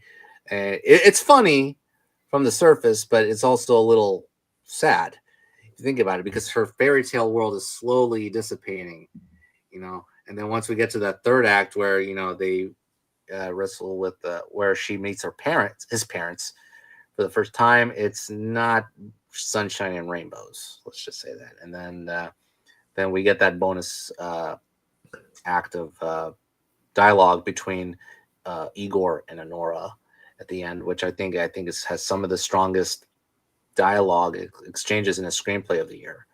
And that ending, that whatever is written on that page, it hits home. So I'm gonna go with Anora because of the reasons what I said. I think it has the most dialogue also, and it's actually kind of brilliant once you really process it and think about it. So I'm gonna go Anora. Nice.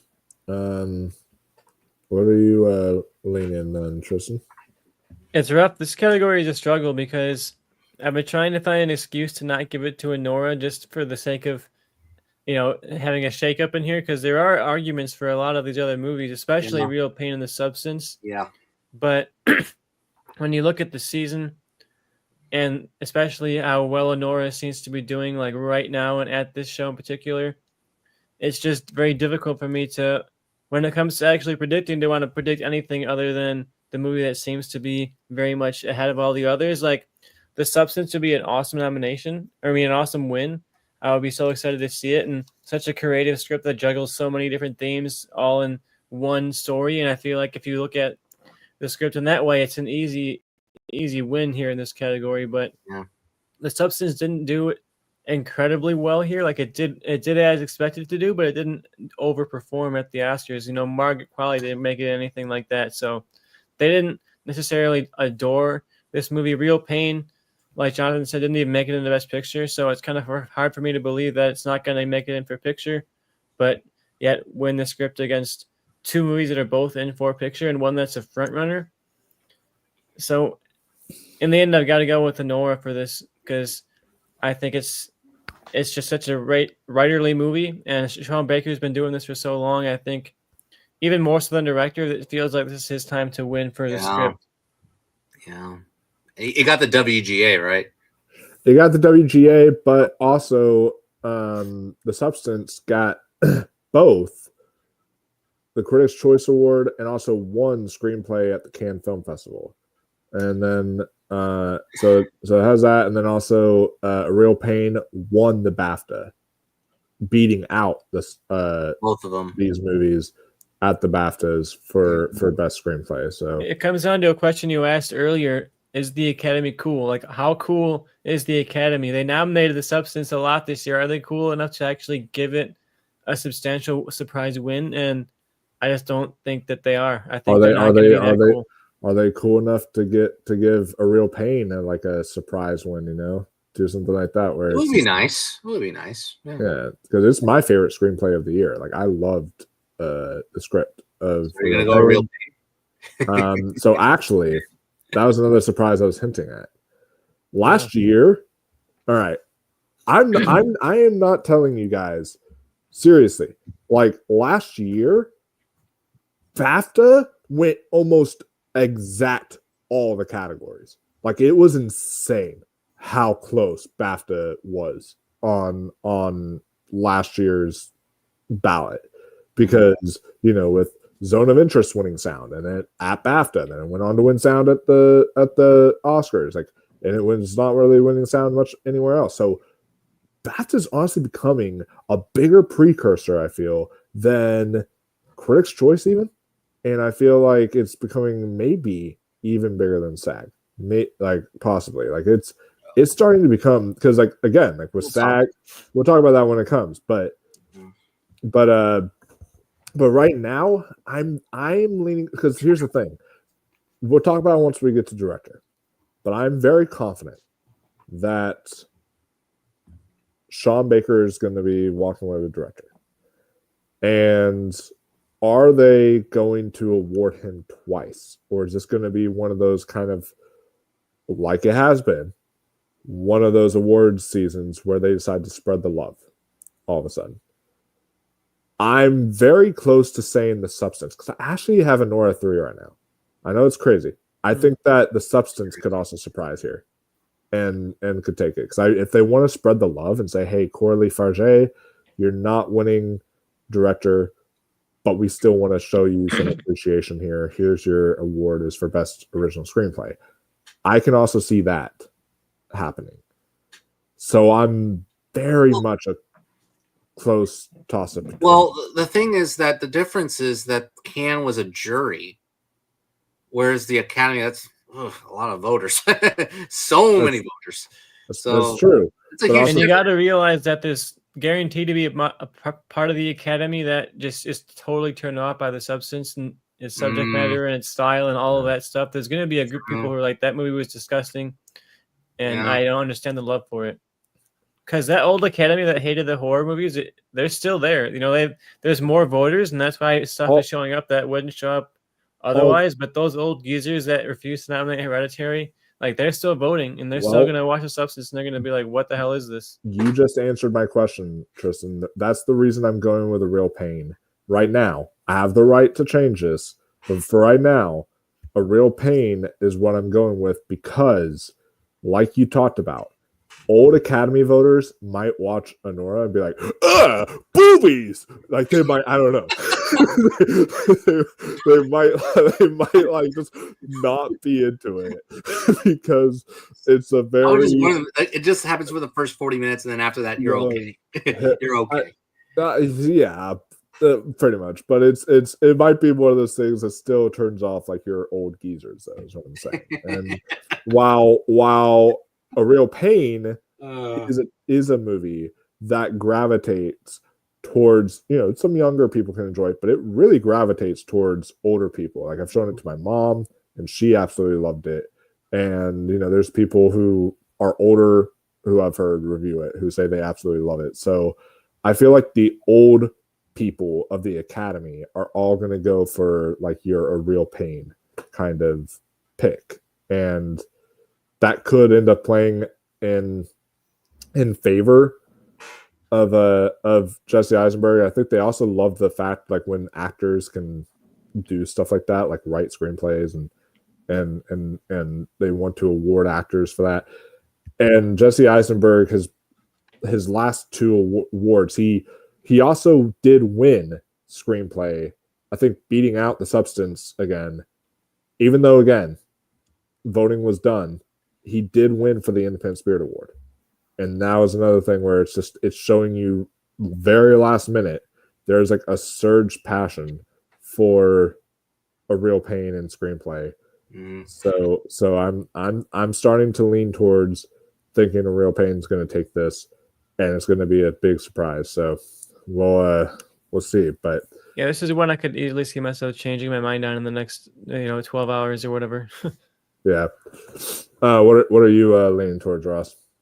I'm going with the Nora, but I wouldn't be surprised if the Substance won. It's because The Substance is a metaphor movie, and is where you can literally put anything, it could be about anxiety if you want it to be, it could be about plastic surgery, it could be, about anything. But yeah, The Real Pain though, the only reason why is Tristan said it about the Best Picture. It's not a Best Picture nominee, but yeah, in Nora, the script is so tight, and then like how many layers it has too, just like The Substance. But Anora, I think, is the better screenplay than Substance slightly. So I'm gonna go with Anora. Okay. Then yeah, we can now move on to Supporting. I guess supporting categories, I guess. Which are the easiest of the four. For sure. Yeah. This. So supporting actor, one of them is. Both of them are actually. Supporting actor. I don't even think we really even have to discuss it at this point. I think it's the biggest lock of the entire. The acting. Yeah. I think this also is an argument in favor of Real Pain for screenplay because it's one of the only movies that's guaranteed a win, like against all odds. Real Pain's winning something, and when it's an acting win, people tend to pay attention to the script a little bit. Like if you're watching for Kieran Culkin, you're really going to be noticing his lines, noticing the interactions he has with Jesse. So I think that's a good more fuel to your fire for Real Pain winning screenplay. And that's the thing is, A Real Pain honestly might be like a movie that's doing the best that hasn't had a Best Picture nomination in a while. Yeah, now's your chance to get Kieran Culkin and to get Jesse on stage. Really good. Better than unfortunately better than Sing Sing, but yeah. Yeah. So it's one of those that still it definitely confirms to me that it was number 11 for picture. It's I think so. It's just kind of like. And then supporting actress, unfortunately, another lock. So I just have to say this real quick. So IndieWire, you're awesome. I read you. You're a really cool, vlog or blog website, but you're full of shit because literally their last and this was post SAG, their last predictions for Best Supporting Actress was Ariana Grande. Well, at the time, you could have made a case a little bit, but no, not anymore. Nope. No, I'm saying the article was posted though, post SAG. Then yeah, no. That's why, No. that's why I was like, no. Category fraud or no? Plus, I heard that, Plus, like, if the movie is equally as good as if part 2 is equally as good as part 1, then she'll get another shot. Oh yeah, for sure. So this is not her last chance. No. But Zoe Saldana, we don't know about any kind of movie that's coming out for her next year. This is like the one. Avatar. Well, Avatar, she's not going to win for Avatar. but this is she's so great. this is the one chance I feel to like award her for her career, her body of work. It's again, this is the career achievement award for. They always do this every year. They did it with RDJ last year. They did it with. Yeah, but this is her first time though. I mean, RDJ has been nominated a couple times. Where this has been. This is her first one, right? So yeah, this is her first nomination, but I also feel it's kind of like we love you. You've been in the industry for a while, and she has. She's been in the industry for a while. She's been working. She's filmed. She's been in a lot of movies, and this is like their chance to finally give her due. So it would be cool. Rossellini when it would be cool, but that'd be a nice one. Yeah. Do you think they're both category fraud or no? I know Ross. I'm sorry, Ross. What? Do you think that both these are category frauds or no? Because I do. I think the Kieran one. I think that's more of a.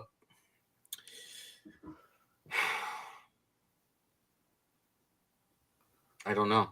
Zoe, yes, because she is the star of the movie. Yeah, the Zoe one's pretty bad, but the Culkin one, I absolutely see an argument for why he'd be supporting. If you were to say like the story is Eisenberg's POV, it's about Kieran Culkin's character, but it's told from Jesse's point of view, so I can see the argument. Yeah, boom. Yeah. Real quick, I do want to point out something that going back to the screenplay category. I mean, again, we don't have to discuss it again, but I do want to point this out. I just wanted to double check and clarify. But while yes, Honora did win WGA, we don't know if it necessarily would have beaten The Substance, because The Substance wasn't even eligible. And while The Substance did beat it at Critics' Choice Award. So it's one thing to... but the critics, sometimes it doesn't influence as much. So not as much. Yeah, Substance feels like that kind of movie. The critics will love it, and then the Academy won't necessarily as much love it. Yeah. All right. All right, so actor. Let's do actor first, and then yeah. Because actor, there's still a discussion now after SAG. A little bit, but I think Brody. I think Brody's getting a second one.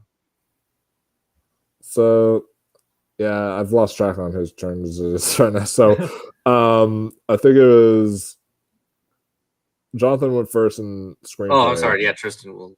So yeah. Yeah, I'm gonna join the chorus here of both Jonathan and Gold Derby's predictions here. I think it's Adrian Brody. Timothy, if he would have shown up just like a little bit more, he'd be having a really good shot here. But he just kind of popped up a little bit too late. And I think the idea of like, oh, you're gonna get yours one day, kid, is kind of what is going on for Timothy right now. Like he's gonna get his award someday, but it's not gonna be for complete unknown. I think Brody is just way too much of like a transformative, just movie circles around this huge performance kind of thing. And Timothy is doing a really good like Bob Dylan impression performance, but it's not really necessarily like breaking new ground. You know, it's just like another really good celebrity impression biopic movie that doesn't necessarily do anything huge with it. Whereas Brody goes big with it. He has crying scenes, yelling scenes, covered in sweat, covered in mud scenes. You know, he really commits to the role. Whereas Timothy feels kind of like he's just doing a bit of a bit. And I think it's going to be Brody. If Brody wasn't here, Timmy would be running away with it. Yeah. But I just think the Brutalist performance is way, way showier. And you walk out of that thing just mind blown that Brody had that in him. After so many years of not working at this level, that he still had this in him is really impressive.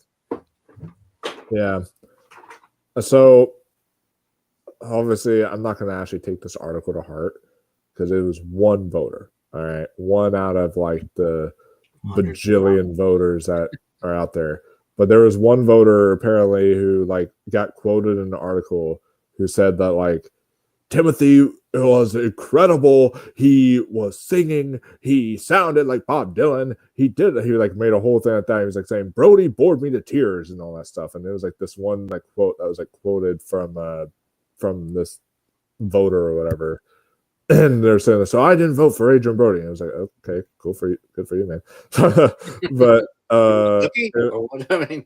yeah, those preview ballots are always kind of like that. It's like, oh, I have this crazy opinion that nobody else has. Like, all right, good for you. Yeah, true. And then like like it looks like quote unquote leaked ballots. I stopped believing those almost 10 years ago. It's because I remember like there was this big thing about like how they're saying like most of the votes now have gone to Get Out. It's going to win picture now. You didn't get it? No. So that would have been the Academy being cool though.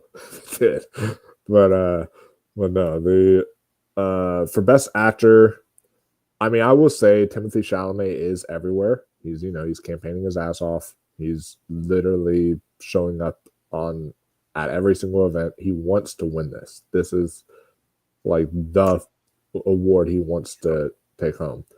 Yeah. But I do think though that there's too much passion for Adrian Brody, and I don't think again like if the Carla drama is not going to stop Amelia Perez from winning like international picture possibly and like song and Zoe and all these other categories, then why should we believe that the AI news is going to stop Brody from winning? Like exactly, and it's not his fault. It's another thing too. It's not him. It's the filmmakers and such. Yeah, if it was going to affect him, it would have affected him by now, and it hasn't. No. Yeah. So honestly, I feel like that controversy is kind of out the window, and this is again one of those kind of narrative situations, like those comeback narratives for him, because he hasn't been this good since like The Pianist, and this is like him returning to movies and in returning to like a big role as well, like a big lead role, because he's just been doing like some side character Wes Anderson stuff for the past few years. So now he's finally coming back to this like to the big limelight. And so I think that Adrian Brody is going to take it home. I will not be shocked necessarily if Timothée Chalamet surprises and wins now because of SAG, but I do think that that Adrian Brody is gonna take this, and Timothy will just have to wait it out another time. And Complete Unknown has a weird thing going for it where it could either go home with one Oscar, whether it's sound or like or actor, maybe even two, or it could wind up being like The Fabelmans, where it gets like 10 nominations and just doesn't win anything. Yeah. So let's see. But I guess now we can move on to best. Wait, no. Ross. Oh, Ross, almost forgot about you. Remember, I said I'm gonna have a hot one, like a steaming hot take. Sebastian Stan. What is it? Nope.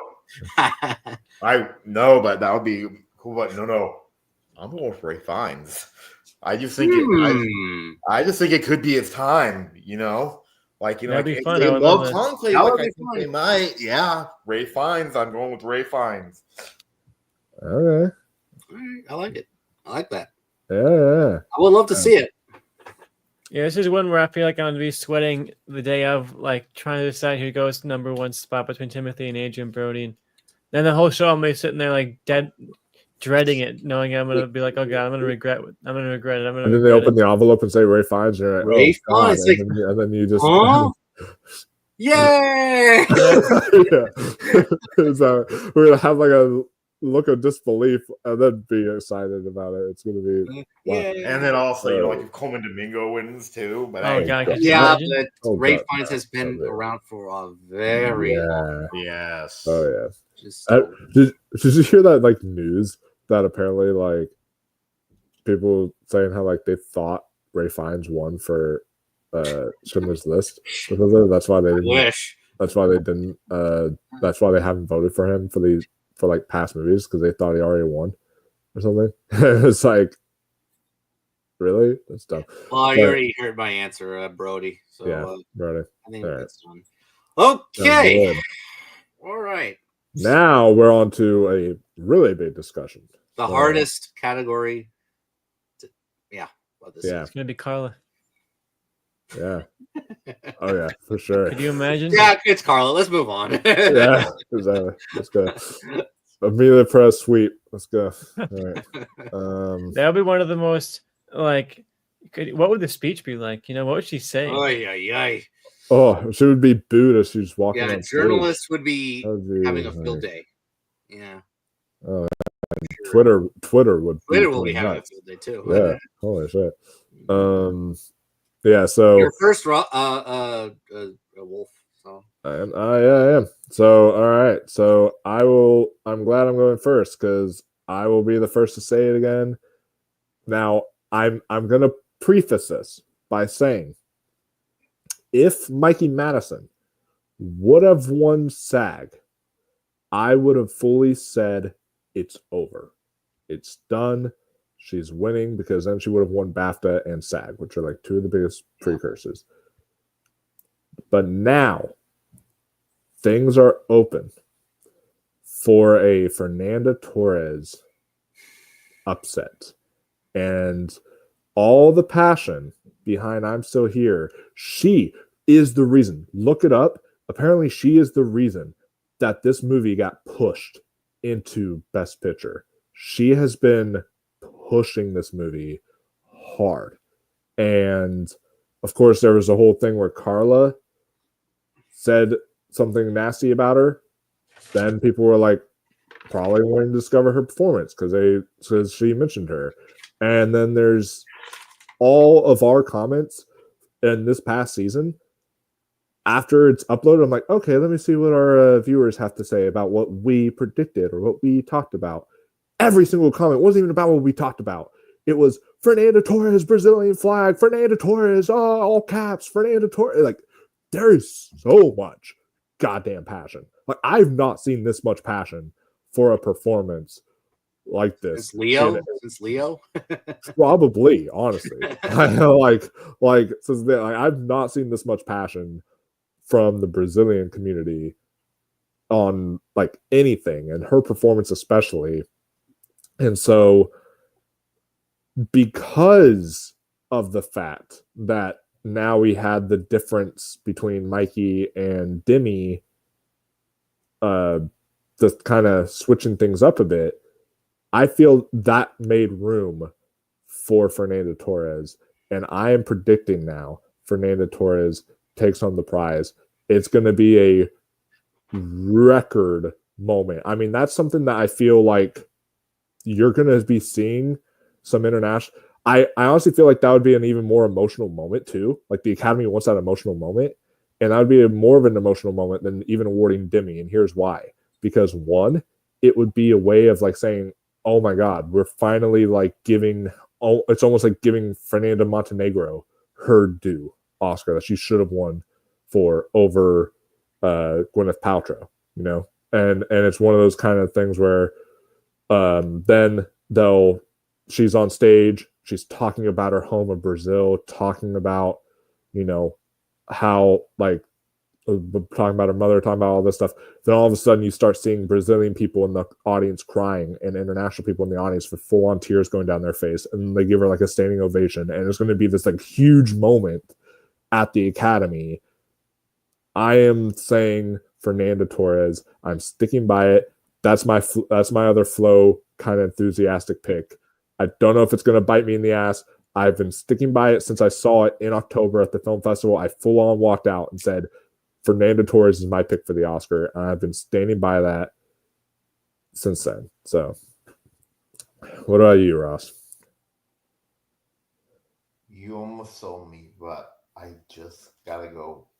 I think it's going to be Demi Moore. Like, they want to throw her a bone right now. you know, because of the whole like Bruce Willis situation, because like she actually lives with him now, and then she's taking care of him. Oh yeah. So yeah, I'm gonna go with Demi That's Moore. another element.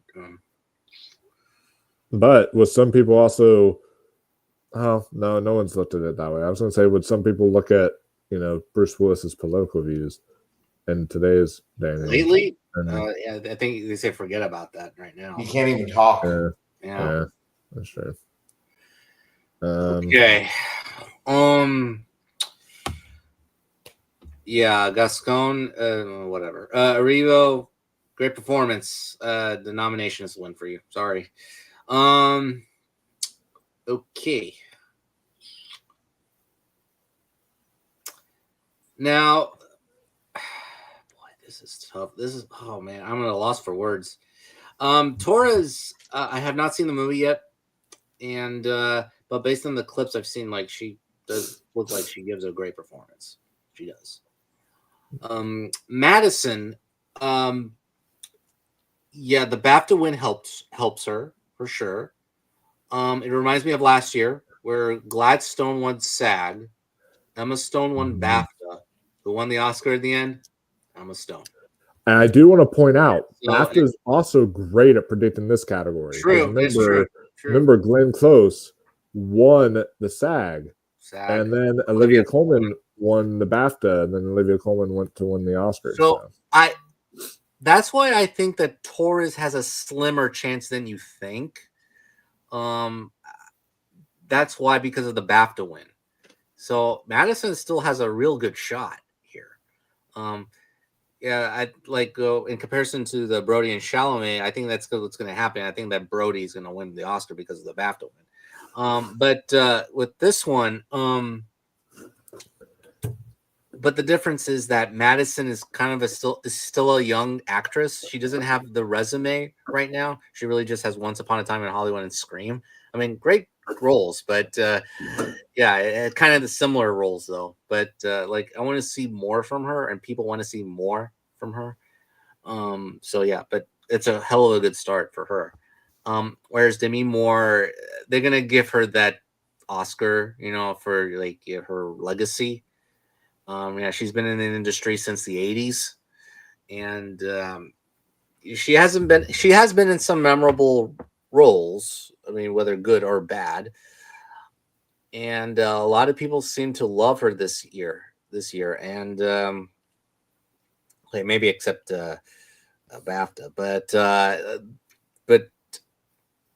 I just see a lot of love for Demi Moore because of just the legacy alone, and also she's been campaigning the hell out of this season. Like, she's been campaigning and she's been giving great speeches. Her speeches, I think, are the reason why that she's going to get the win for Oscar for Best Actress. And this will be the first horror movie for an actress win since I think Black Swan. So it is a little bit. I think it is time for another actress to get an Oscar for a horror film. So yeah, I'm going to stick with Demi Moore. Yeah. Okay. Yeah. This is a really tough category because it is. You talk about Fernanda Torres. She does have that passion that people who just are madly in love with her and want her to win this because of that legacy. Not just her, but her family. True. But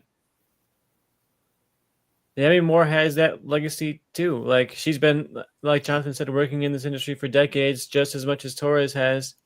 And I think, even though there's a big international branch within the Academy that are really going to want to push Torres, I think there's just as many people who are from the U.S. that are going to have been growing up with Demi Moore movies and have known Demi Moore since their childhood, and now it's a chance to reward her for something that is like so brilliant and one of those kind of like self-aware performances too, where it's like really self-deprecating and willing to put yourself up on the line like that. And I think it's a very brave performance.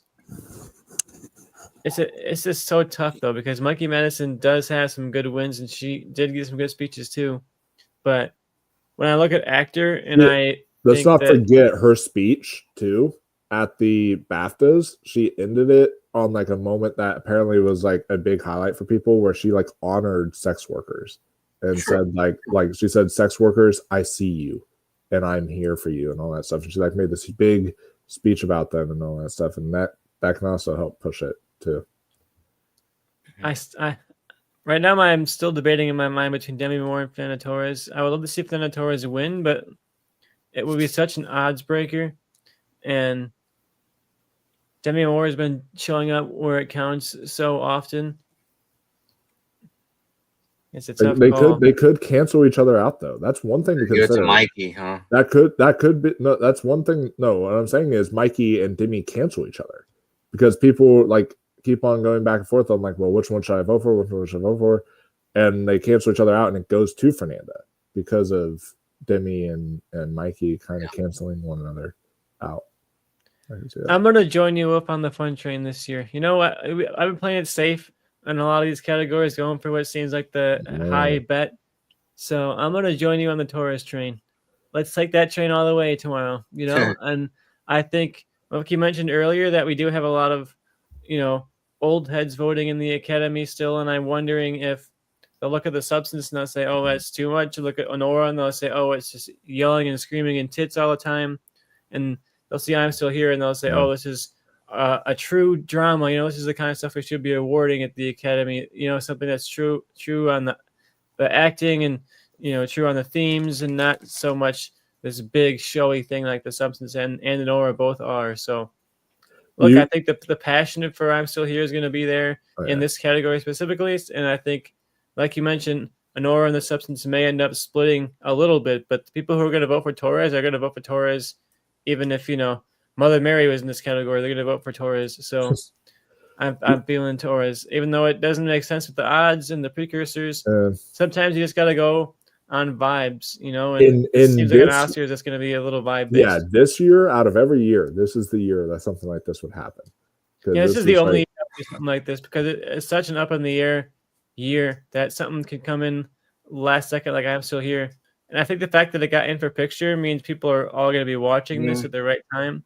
And what's going to stand out more than anything is her performance, I think. Like, I don't know if it has a shot at picture, spoiler alert, anymore, but I think it could easily show up here. But I will say, too, another thing, too, is Fernanda has not even had a chance to go up against some of these other people. So people are trying to compare this to Penelope Cruz and Parallel Mothers. Here's the difference. Penelope Cruz went up against some of the nominees that we saw that year. She actually was in the same categories as them, as some prior precursors. And Parallel Mothers wasn't as beloved as I'm Still Here. You know, it wasn't like a contender for picture in its own way. It wasn't, you know, an actual contender for international feature. Like, it wasn't. This is different. It wasn't as big as this. Yeah, this is a juggernaut in comparison to that. So this is, and I liked what you mentioned about the old Academy voters, because here's the thing. I'm Still Here is going to gravitate towards two things, and we're underestimating both of them.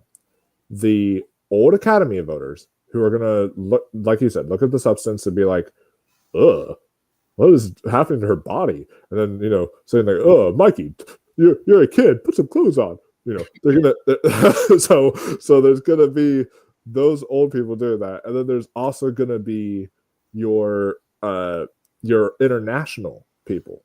The Academy has grown extremely international. Well, look at Parasite. Look at other stuff. So I gotta back off a little bit because, to be fair, who won last year? Emma Stone. And she was naked a lot in that movie. That is true. Actually, a little more than Mikey Madison. So, yeah, Mikey Madison is like the first 40 minutes, whereas Poor Things is like throughout the whole movie. Yeah, that is a good point.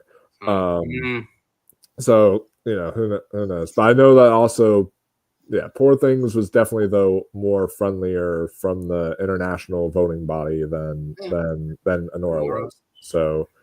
And the way too, if you really think about it too, though, you know, like about the international thing, though, you know, like the substance is technically international too.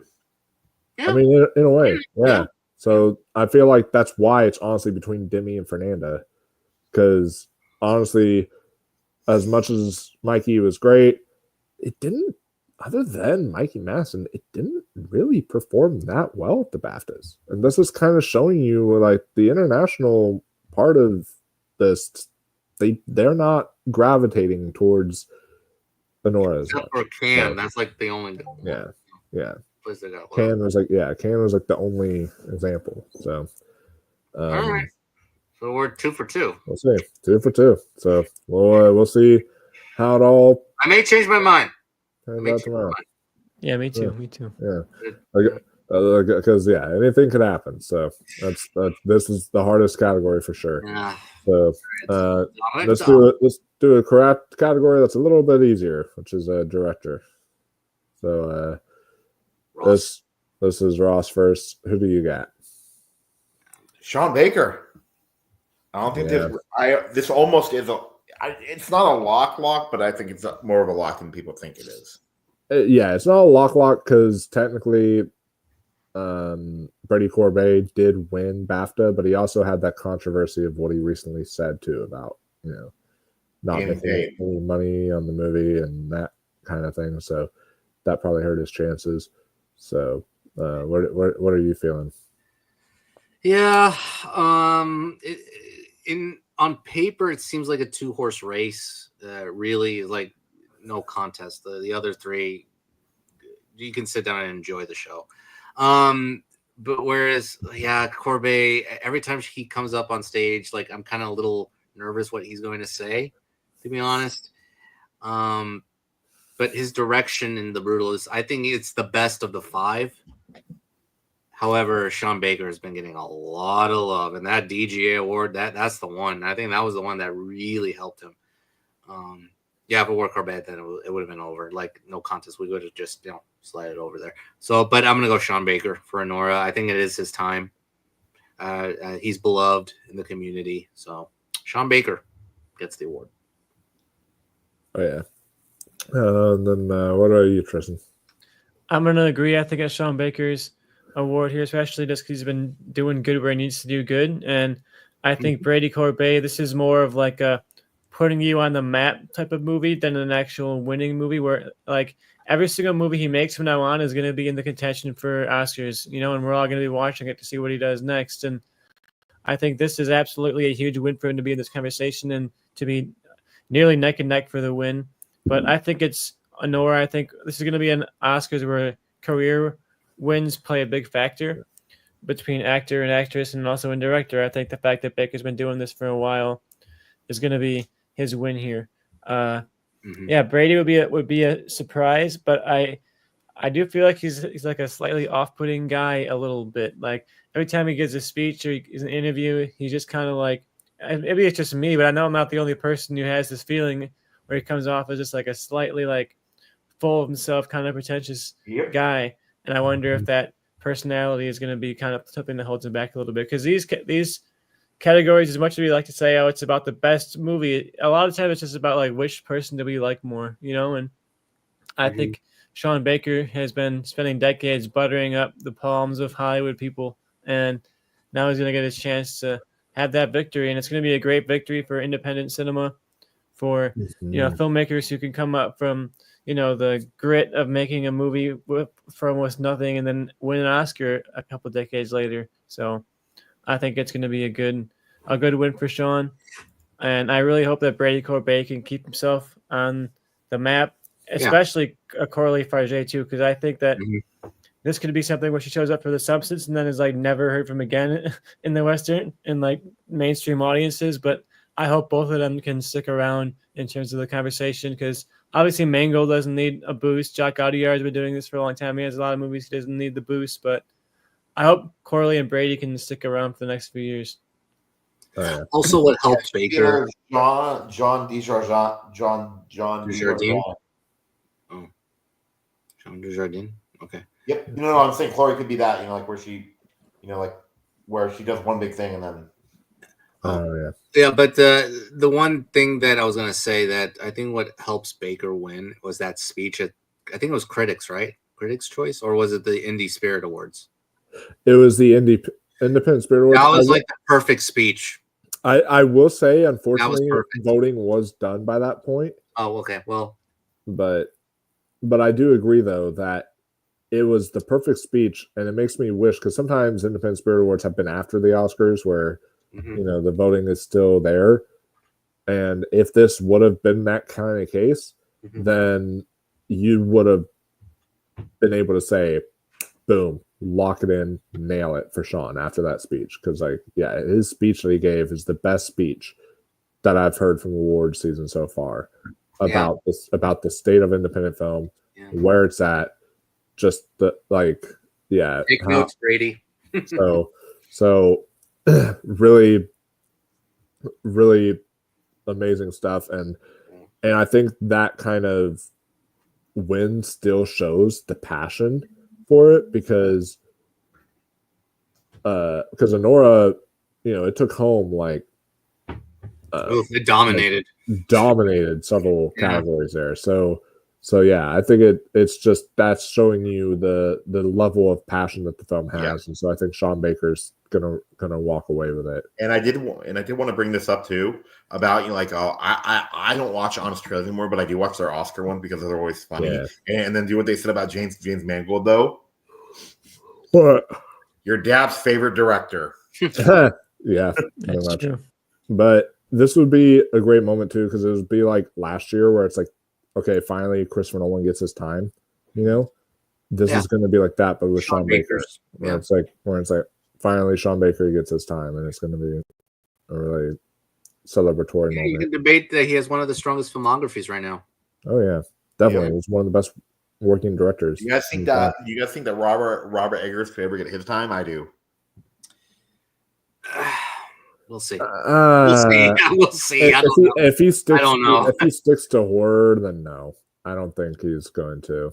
Like, if he has to probably make another Northman. Yeah.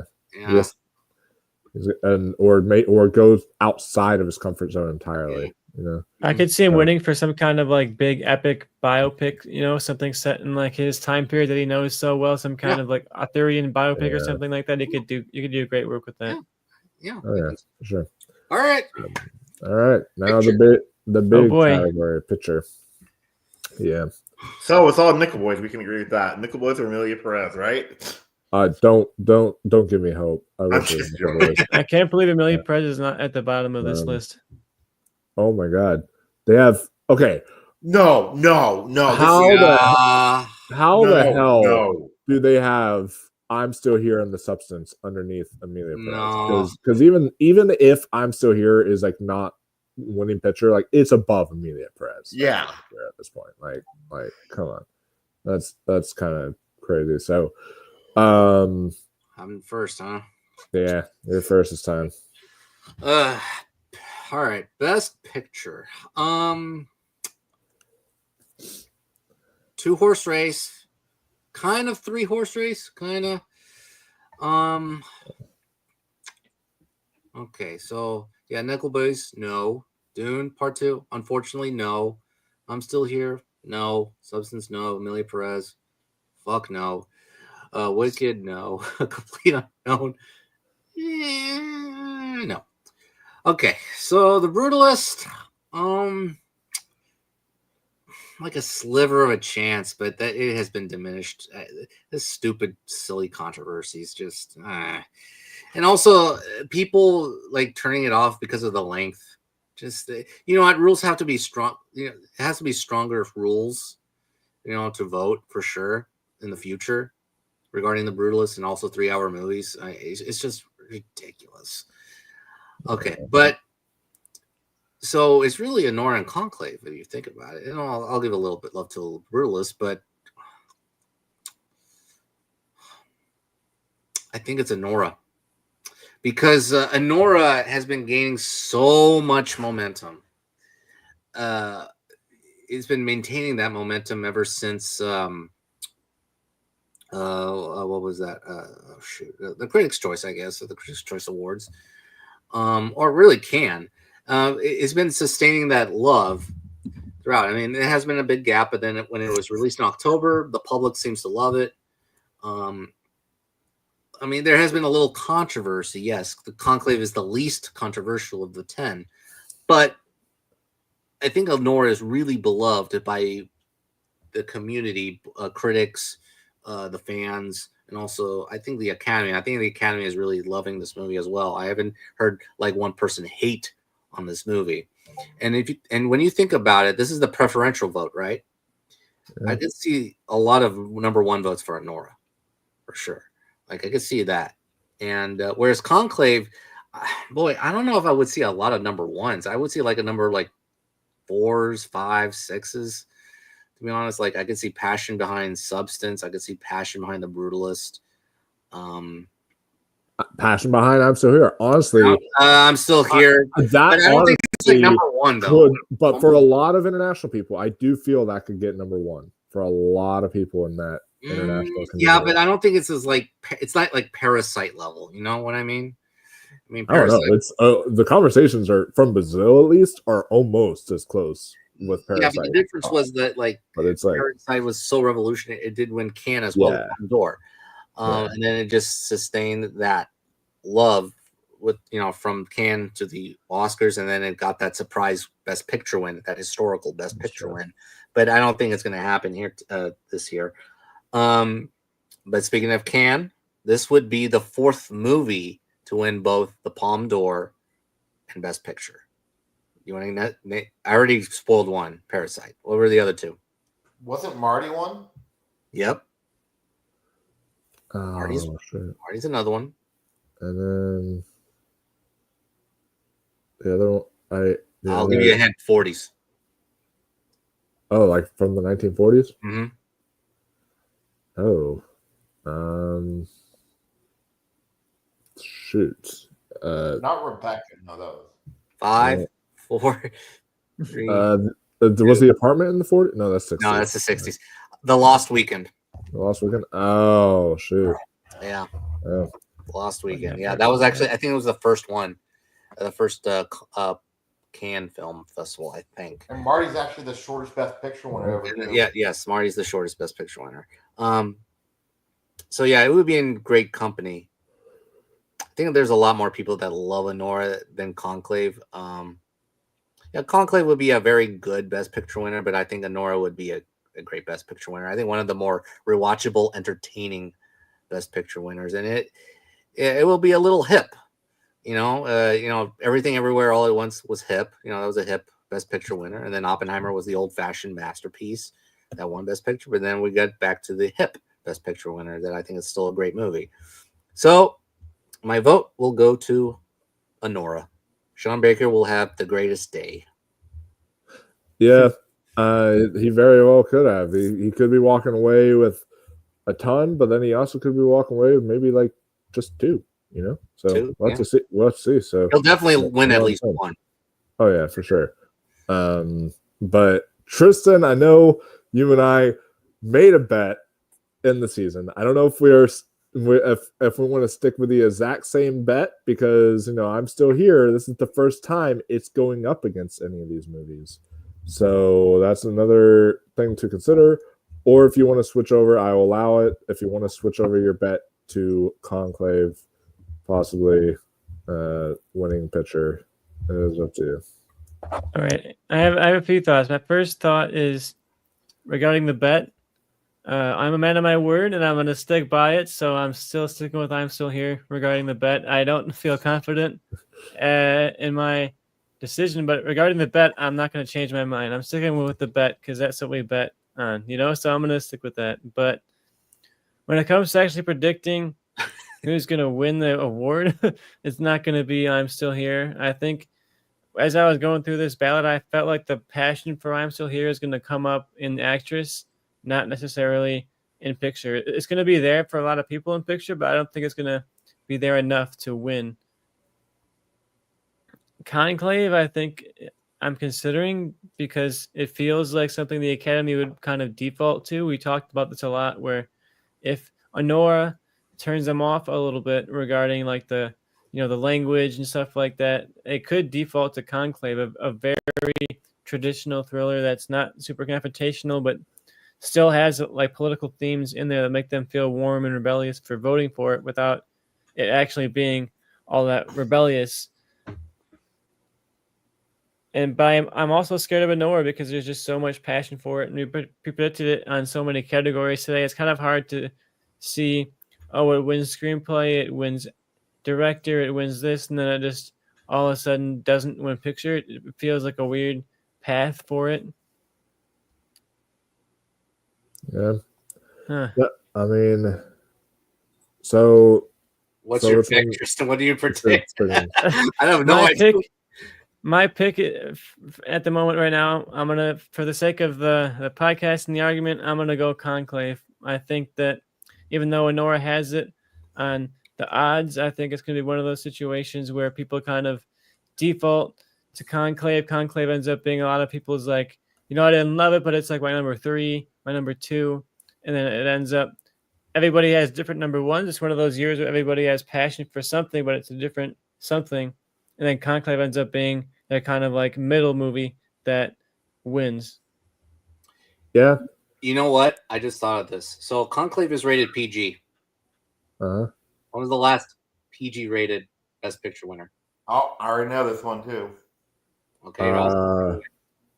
Driving Miss Daisy. Yep. Never said it. Wow. One Yep. of the worst winners ever. Yeah. Well, I wouldn't say worst Best Picture winners ever, but yeah. Yeah. Eh.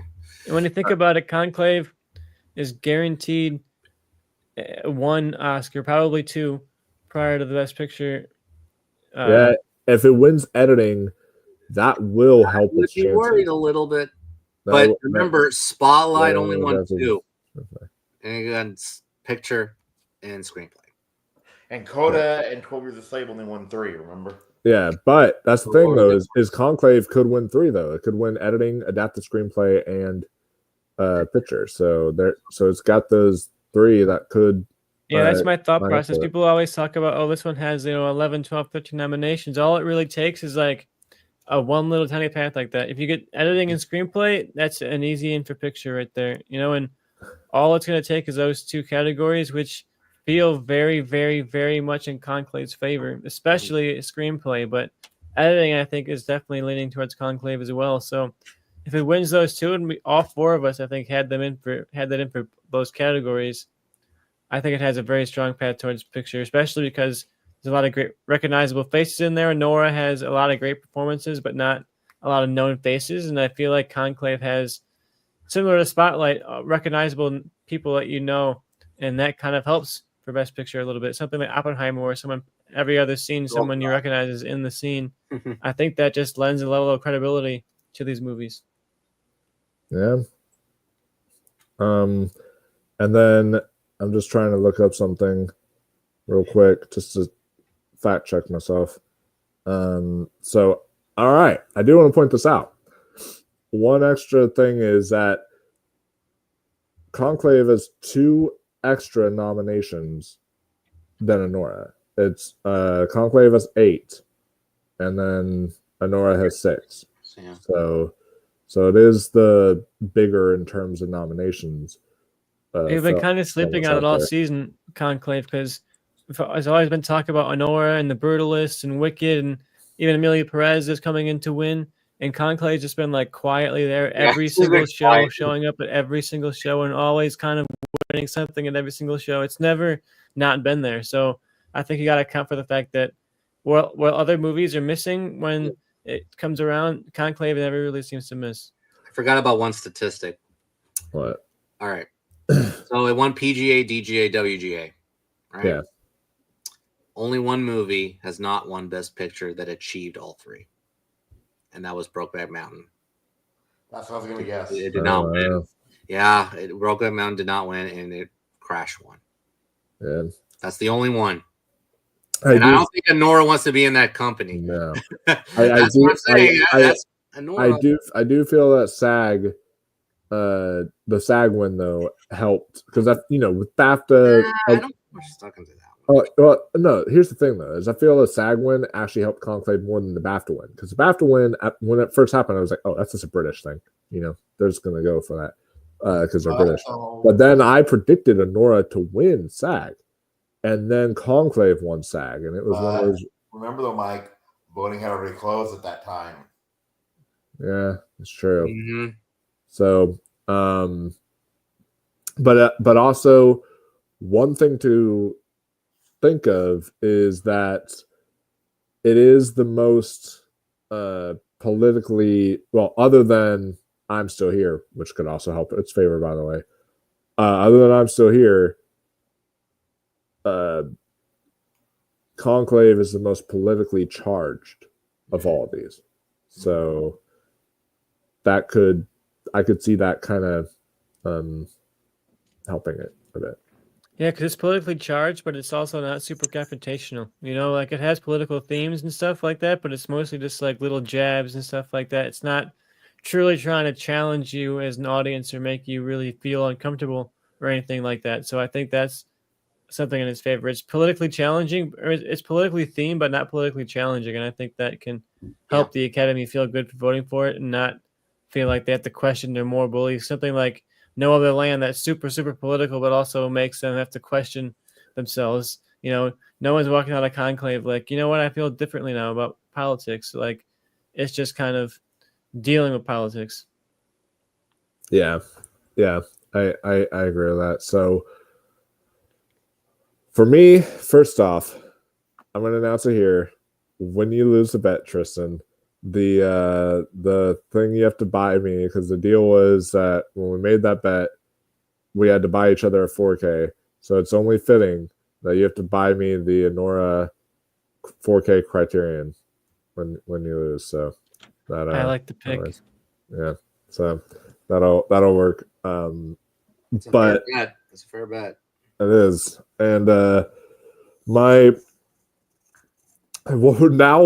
watch us all just say like, oh, it's not going to happen, and then watch us, our jaws will be on the floor when I'm Still Here. Watch, I like that would be the craziest shock. Like, I am gonna watch Oscar experts' reaction like immediately after if that happens. Like, that's gonna be incredible. Yeah, Holy they've shit!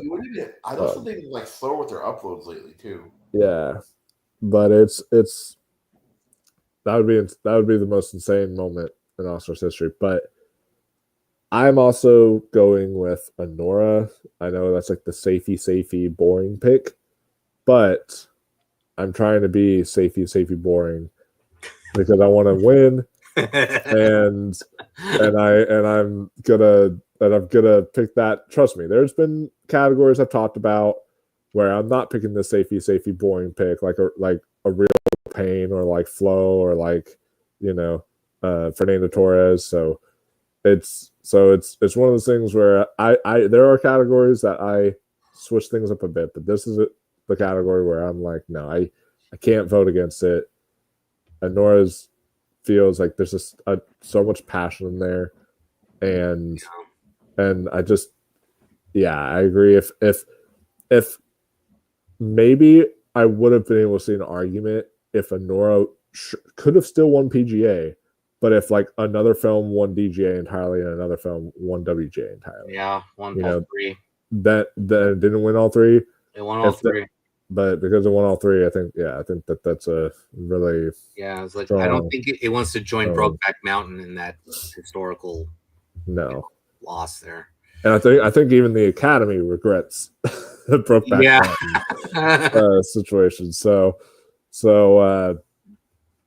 yeah, I don't think they even want to make that happen again. So I'm going with Anora. What about you, Ross? I'm going with Anora. I just have this weird it has this groundswell almost, like it's so passionate. Plus, it's not the Oscar bait movie, but like it's the safest movie. It's really there was some controversy with it, but not really. I mean, it's not really, it doesn't really have a political leaning at all. It's just I think that people want to forget about the political stuff right now for a bit. Yeah, it's like it's a beautiful, well told fairy tale turned upside down. Yeah, that's what it is, and and look, even people outside the critical space and the awards circuit, they rewatch this movie over and over again. I mean, it's a rewatchable movie. Yeah. It's that is another thing too, is that is extremely rewatchable. Mhm. Whereas I can't really see Conclave. people who want to rewatch both Conclave and The Brutalist. You know, To that's be fair, like I've seen both of those twice. yeah. Oh no, I mean I have too, but I'm like saying that like but most voters probably don't want to sit through a 3.5 hour long movie, and then they don't want to sit through a movie about priests talking in rooms for Yeah, like Nora is really memorable Yeah. too for the ride it takes you on, like the emotional swings and the laughing and the crying. It takes you across the whole stream of human emotion. So I think that's something that makes it a memorable film. yeah, for sure. Yeah. So yeah, Nora, that's what most of us are predicting, but we got some nice little shocks and surprises in there to throw in for you guys. See what sticks and see what lands, and really excited about this Oscars night tomorrow night. Be sure that y'all join us a little bit before 7:00, around like 6:30 ish or so, when we'll be starting our broadcast and kind of getting ready and reacting. Yes, tomorrow is just Huh? who's joining us tomorrow? It is us three, and then I don't know what you're doing, Jonathan. If you are free, you are you are invited to hop on, but it is entirely up to you. Boy, I'm invited to so many of these. It's like, nah, I'd rather just chill and just react myself. But yeah, we'll see. We'll see. Yeah, that'll be fun. But yeah, so that'll do it, guys. But who do y'all kind of line up with more? Am I crazy for my Flow love? Let us know down below in the comments. I would love to hear your thoughts, guys, because I know there's definitely gonna be different ideas, different thoughts on all of what's going on right now, because there are some categories that we flew through. There are some categories that we had to really talk about and discuss, because yeah, this is not an easy awards race, but that's what makes it exciting. And this has been the longest, biggest season of awards roundtable to date, and it's like, but I part of me is ready for it to be over. Yes. Another part of me doesn't want it to be over because just how of the adrenaline and excitement that this award season has been bringing. So, yeah, just let the people know where they can find you, Jonathan. Yes, thank you for having me. Thanks for inviting me. Yeah, this was a very good civil conversation about these predictions. You can find me on social media platforms on Twitter, Instagram, Letterboxd, Threads, Blue Sky, and different variations of Cinecaro. Yeah, Letterboxd, I'm just writing reviews and all that stuff. Instagram, just posting some fun stuff. I'll post my own Oscar predictions tomorrow morning. Actually, I have to do it tomorrow morning. Your last chance. Yeah. And we'll be having another tournament on Monday. It's time. Speaking of Anora, it's distributed by Neon, so it'll be Neon Movies. The tournament will be Neon Movies, and there are a lot of gems. There are a lot of gems in that tournament.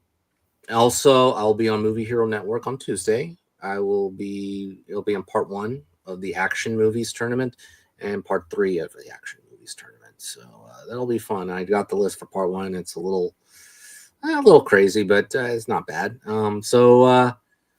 Yeah, that's it. So yeah, look, my number 1 movie, The Brutalist, probably get a few awards, but hey, I'll root for Anora. It's my number 2, so it's fine. Yeah, my number 1's not going to be doing. It's not even nominated. That's true. But I'm saying my number 1 of these nominees, at least, are not going. Is that even that's not going to do anything, which is Nickel Boys, but yeah. Unless people are right and it surprises and adapt the screenplay, but I don't think that's going to happen at all. But what about you, Tristan?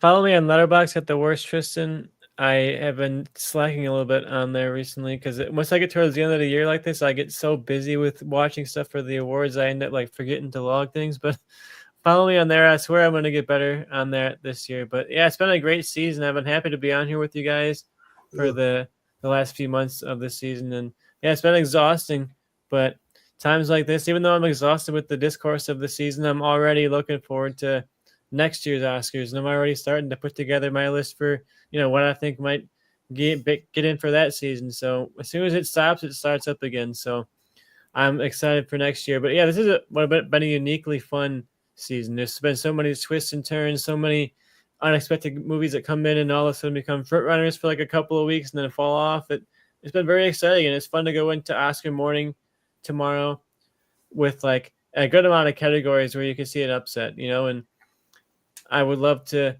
see my movie I'm Still Here come in and had that surprise so I can have Michael buy me a movie. But I don't know what's going to happen.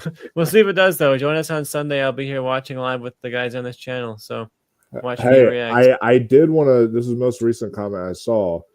I did want to, though, bring this up, is the whole Moonlight and La La Land thing. This ties into Torres, though. It's the gut feeling that led me to predict Moonlight over La La Land is telling me Torres. And that is a good point as well, too, in the sense of, the smaller kind of film over like the more kind of mainstream stuff because of, the passion behind it. Like Moonlight had all that passion and then it beat like the big kind of musical that people loved, and so who knows, that could definitely be a big surprise. But yeah, I know I'm definitely excited. This is going to be a wild show tomorrow, so I'm gonna have all my themed foods, so that should be fun. All my little themed foods and drinks that I have every year, so I'll announce what they are when the show comes. So that should be fun. You can tell us too. Huh? Oh yeah, for sure. But Ross, what are you, man? Just cannot wait till tomorrow. Like you, I'm on Letterboxd. Ross BR. I'm logging every movie that I watched this year. I'm already at like 60 something. So yeah.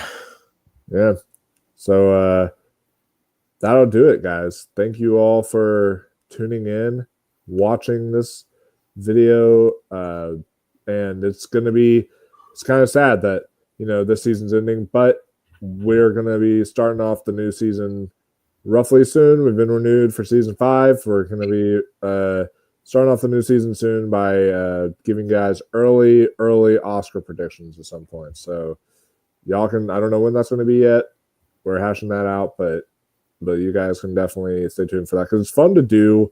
I know people are like, oh, you don't want to predict stuff this early. Like, what the heck? That's ridiculous. But the reason why it would be fun to predict stuff this early is to then, because we're going to revisit picks throughout the year, and then to go on like Oscar nominations day, go revisit our old picks from as early as like March and say, hey, what how right were we and how wrong were we, and compare from our original picks, which can be kind of the fun part about it. So we'll work out those details, but the real first time it'll be coming back will be kind of for Emmys coverage when that happens in July and such. So you guys can look out for that. But as far as other stuff coming up, I am attending the Slam Dance Film Festival, so that's kind of like a smaller virtual film festival happening right now. But I have interviewed a couple people from there, so I'm going to be uploading those very soon. And then there's some other kinds of plans I have for March. So I want to do a Leprechaun franchise ranking in March for St. Patrick's Day.